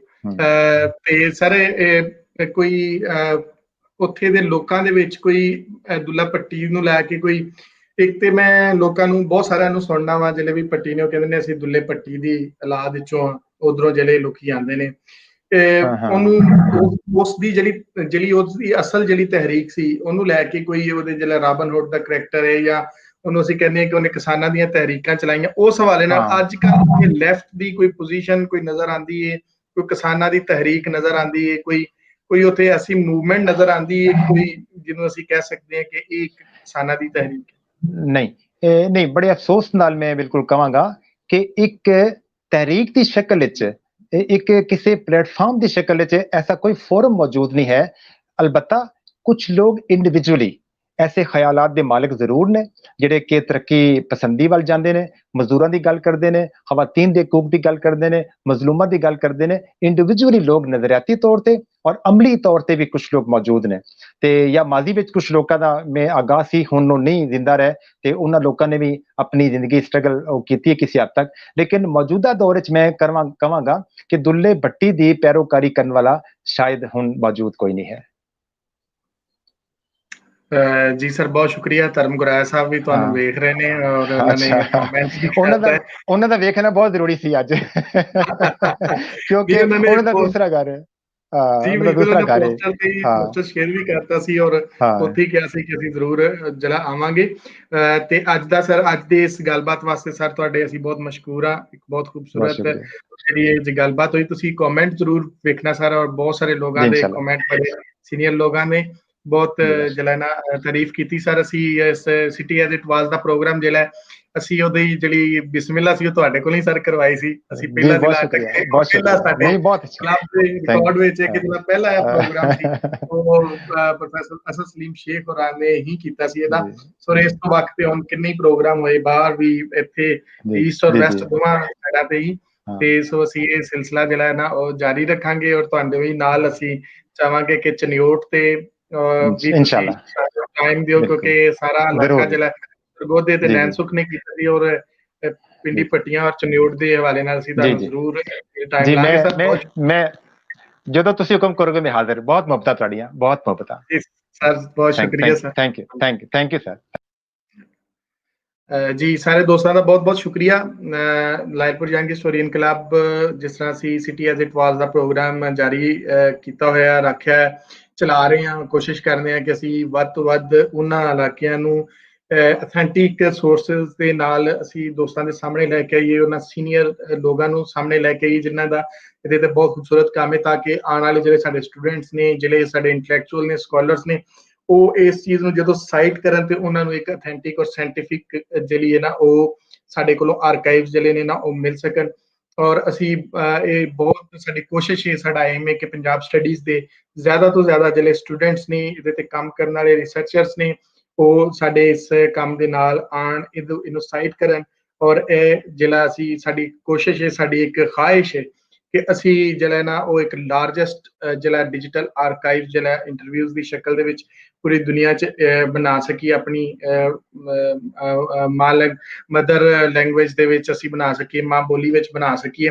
ਸੋ ਇਹਦੇ ਵਾਸਤੇ ਅਸੀਂ ਇਹ ਆਰ ਜ਼ਰੂਰ ਕਰਦੇ ਰਵਾਂਗੇ। ਦੋਸਤਾਂ ਤੋਂ ਇਹ ਦਰਖਾਸਤ ਹੈ ਕਿ ਤੁਸੀਂ ਜ਼ਰੂਰ ਸਾਡਾ ਸਾਥ ਬਣੋ, ਇਹਨੂੰ ਸ਼ੇਅਰ ਵੀ ਕਰੋ ਔਰ ਇਹਦੇ ਤੇ ਗੱਲਬਾਤ ਵੀ ਆਪਣੀ ਰੱਖੋ, ਔਰ ਜ਼ਿਆਦਾ ਤੋਂ ਜ਼ਿਆਦਾ ਲੋਕਾਂ ਨੂੰ ਸੁਜੈਸਟ ਕਰੋ ਕਿ ਇਹਨਾਂ ਪ੍ਰੋਗਰਾਮਸ ਨੂੰ ਵੇਖਿਆ ਜਾਏ ਔਰ ਇਹਨਾਂ ਨੂੰ ਸਾਈਟ ਕੀਤਾ ਜਾਏ, ਇਹਨਾਂ ਤੇ ਲਿਖਿਆ ਜਾਏ, ਤਾਂ ਕਿ ਇਹ ਆਰਕਾਈਵ ਦੇ ਵਿੱਚ ਜਿਹੜੇ ਲੋਕ ਆ ਰਹੇ ਨੇ, ਜਿਹੜੇ ਦਾ ਹਿੱਸਾ ਬਣ ਰਹੇ, ਨੋ ਡਾਊਟ ਬਹੁਤ ਸੀਨੀਅਰ ਲੋਕ ਨੇ, ਲੇਕਿਨ ਉਹਨਾਂ ਦੀ ਕਮਿਟਮੈਂਟ ਆਪਣੀ ਲੈਂਗੁਏਜ ਦੇ ਨਾਲ ਇੰਨੀ ਹੈ ਕਿ ਉਹਦੇ 'ਚ ਟਾਈਮ ਕੱਢਦੇ ਨੇ, ਔਰ ਜਿਸ ਟਾਈਮ ਤੇ ਅਸੀਂ ਉਹਨਾਂ ਨੂੰ ਬੁਲਾਉਂਦੇ ਉਸ ਟਾਈਮ ਦੇ ਨਾਲ ਉਹ ਮੈਚ ਕਰਦੇ ਨੇ। ਮੈਨੂੰ ਯਾਦ ਹੈ ਹਰਜਿੰਦਰ ਹੋਰਾਂ ਨੇ ਆਸਟ੍ਰੇਲੀਆ 'ਚ ਸਨ ਬੈਠੇ, ਉਹਨਾਂ ਨੇ ਜਿਹੜਾ ਉਹ ਮਲੇਰਕੋਟਲਾ ਤੇ ਕੀਤੀ ਸੀ ਗੱਲਬਾਤ, ਤੇ ਉਸ ਵੇਲੇ ਰਾਤ ਦੇ 2 ਵਜੇ ਹੋਏ ਸਨ ਉੱਥੇ, ਪਰ ਉਹਨਾਂ ਨੇ ਇੱਕ ਦਫਾ ਵੀ ਇਹ ਗੱਲ ਨਹੀਂ ਕੀਤੀ ਕਿ ਇੱਥੇ 2 ਵਜੇ ਨੇ ਜਾਂ ਨਹੀਂ। ਔਰ ਉਹਨਾਂ ਦੀ ਇੰਨੀ ਕਮਿਟਮੈਂਟ ਸੀ ਕਿ ਉਸ ਟਾਈਮ ਉਹ ਆਏ ਔਰ ਪੂਰਾ ਪ੍ਰੋਗਰਾਮ ਤਕਰੀਬਨ 1.5 ਘੰਟੇ ਦਾ ਪ੍ਰੋਗਰਾਮ ਹੋਇਆ ਸੀ ਔਰ ਉਹਨਾਂ ਨੇ ਸਾਰਾ ਪ੍ਰੋਗਰਾਮ ਕੀਤਾ। ਇਸ ਤਰ੍ਹਾਂ ਹੀ ਬਹੁਤ ਸਾਰੇ ਲੋਕ ਸਾਡੇ ਨਾਲ ਜਿਹੜੇ ਮੌਜੂਦ ਹੁੰਦੇ ਨੇ, ਜਿਹੜੇ ਇਸ ਪੂਰੀ ਕਲੱਬ ਦੀ ਸੀਰੀਜ਼ ਨੂੰ ਲੈ ਕੇ ਚੱਲ ਰਹੇ ਨੇ। ਮੈਂ ਜਾਂਦਿਆਂ ਇਹ ਗੱਲ ਕਰਨਾ ਚਾਹੁੰਦਾ ਸਾਂ, ਇੰਨੀ ਲੰਮੀ ਗੱਲ ਇਸ ਤੋਂ ਕੀਤੀ ਕਿ ਬੁੱਕ ਆਫ ਦਾ ਵੀਕ ਦੇ ਹਵਾਲੇ ਨਾਲ ਮੈਂ ਅਗਰ ਗੱਲ ਕਰਾਂ ਕਿ ਸਾਨੂੰ ਬਾਅਦ ਕਰ ਕਿਤਾਬ ਲੱਭਣ ਲੱਗਿਆ ਥੋੜਾ ਜਿਹਾ ਟਾਈਮ ਲੱਗ ਜਾਂਦਾ, ਉਹਦੀ ਕਾਪੀ ਨਹੀਂ ਮਿਲ ਰਹੀ ਜਾਂ ਉਹਨੂੰ ਸਿਲੈਕਟ ਕਰਨ ਵਿੱਚ ਪ੍ਰੋਬਲਮ ਆ ਰਹੀ ਹੈ ਜਾਂ ਕੁਝ ਵੀ ਇਸ ਤਰ੍ਹਾਂ ਦਾ ਜਦੋਂ ਸਾਡੇ ਸਾਹਮਣੇ ਹੁੰਦਾ ਤੇ ਅਸੀਂ ਉਹਨੂੰ ਜਦੋਂ ਕਰਦੇ ਜਾਂਦੇ ਹਾਂ ਤੇ ਸਾਡੇ ਨਾਲ ਸਾਡੇ 2 ਸੀਨੀਅਰ ਦੋਸਤ ਪ੍ਰੋਫੈਸਰ ਸੁਖਦੇਵ ਸੋਹਲ ਔਰ ਅਮਰ ਰਿਆਜ਼ ਹੁਣੀ ਹੁੰਦੇ ਨੇ, ਜਿਹੜੇ ਇਨ ਟਾਈਮ ਉਸ ਟਾਈਮ ਦੇ ਦੌਰਾਨ ਉਹਨੂੰ ਕੋਸ਼ਿਸ਼ ਕਰਦੇ ਨੇ ਕਿ ਉਹਨੂੰ ਰਿਵਿਊ ਜਲਦ ਤੋਂ ਜਲਦ ਆਪਣੇ ਕੰਮ ਡੱਕ ਕੇ ਉਹਨੂੰ ਰਿਵਿਊ ਕਰਦੇ ਨੇ। ਬਾਅਦ ਦਾ ਟਾਈਮ ਥੋੜਾ ਵੀ ਹੁੰਦਾ ਹੈ ਜਿਹਦੀ ਸਾਡੀ ਕੁਤਾਹੀ ਵੀ ਹੈ, ਬਾਅਦ ਦਾ ਸਾਨੂੰ ਉਹ ਕਿਤਾਬ ਨਹੀਂ ਲੱਭ ਰਹੀ ਹੁੰਦੀ। ਬਿਲਕੁਲ ਇਸੇ ਤਰ੍ਹਾਂ ਹੀ ਅੱਜ ਮੈਂ ਬਹੁਤ ਮਸ਼ਕੂਰ ਹਾਂ ਪ੍ਰੋਫੈਸਰ ਅਸਦ ਸਲੀਮ ਸ਼ੇਖ ਹੋਰਾਂ ਦਾ, ਕਿਉਂਕਿ ਮੈਂ ਇਹਨਾਂ ਨੂੰ ਰਾਬਤਾ ਬਿਲਕੁਲ 1 ਦਿਨ ਪਹਿਲੇ ਕੀਤਾ ਸੀ ਔਰ ਮੈਂ ਬਹੁਤ ਉਹਨਾਂ ਤੋਂ ਮਾਜ਼ਰਤ ਵੀ ਕਰਨਾ ਵਾ, ਕਿਉਂਕਿ ਉਹਨਾਂ ਤੋਂ 1 ਦਿਨ ਪਹਿਲੇ ਮੈਂ ਰਾਬਤਾ ਕੀਤਾ ਸੀ, ਕਿਉਂਕਿ ਅਸੀਂ ਇਸ ਪ੍ਰੋਗਰਾਮ ਨੂੰ 1 ਹਫ਼ਤਾ ਪਹਿਲੇ ਹੀ ਦੋਸਤਾਂ ਦੇ ਨਾਲ ਸ਼ੇਅਰ ਕਰਦੇ ਨੇ, ਲੇਕਿਨ ਉਹਨਾਂ ਦੇ ਕੋਲ 1 ਦਿਨ ਪਹਿਲੇ ਮੈਂ ਕੀਤਾ ਸੀ ਔਰ ਇਸ ਵਜ੍ਹਾ ਤੋਂ ਮੈਂ ਲਾਈਵ ਵੀ ਦੱਸ ਰਿਹਾ ਕਿ ਉਹਨਾਂ ਨੇ ਕਿਹਾ ਕਿ ਕੋਈ ਮਸਲਾ ਨਹੀਂ, ਮੈਂ ਪੂਰੇ ਟਾਈਮ ਤੇ ਆ ਜਾਵਾਂਗਾ ਔਰ ਅੱਜ ਦਾ ਪ੍ਰੋਗਰਾਮ ਜਿਹੜਾ ਉਹਨਾਂ ਦੀ ਵਜ੍ਹਾ ਤੋਂ ਪੋਸੀਬਲ ਹੋਇਆ ਔਰ ਇੰਨਾ ਖੂਬਸੂਰਤ ਪ੍ਰੋਗਰਾਮ ਹੋਇਆ। ਸੋ ਸਾਰੇ ਦੋਸਤਾਂ ਦਾ ਬਹੁਤ ਸ਼ੁਕਰੀਆ ਔਰ ਖਾਸ ਕਰ ਪ੍ਰੋਫੈਸਰ ਸਾਹਿਬ ਦਾ ਬਹੁਤ ਸ਼ੁਕਰੀਆ ਔਰ ਸਾਡੇ ਨਾਲ ਗੱਲਬਾਤ ਕਰਨ ਵਾਲਿਆਂ ਦਾ ਬਹੁਤ ਸ਼ੁਕਰੀਆ।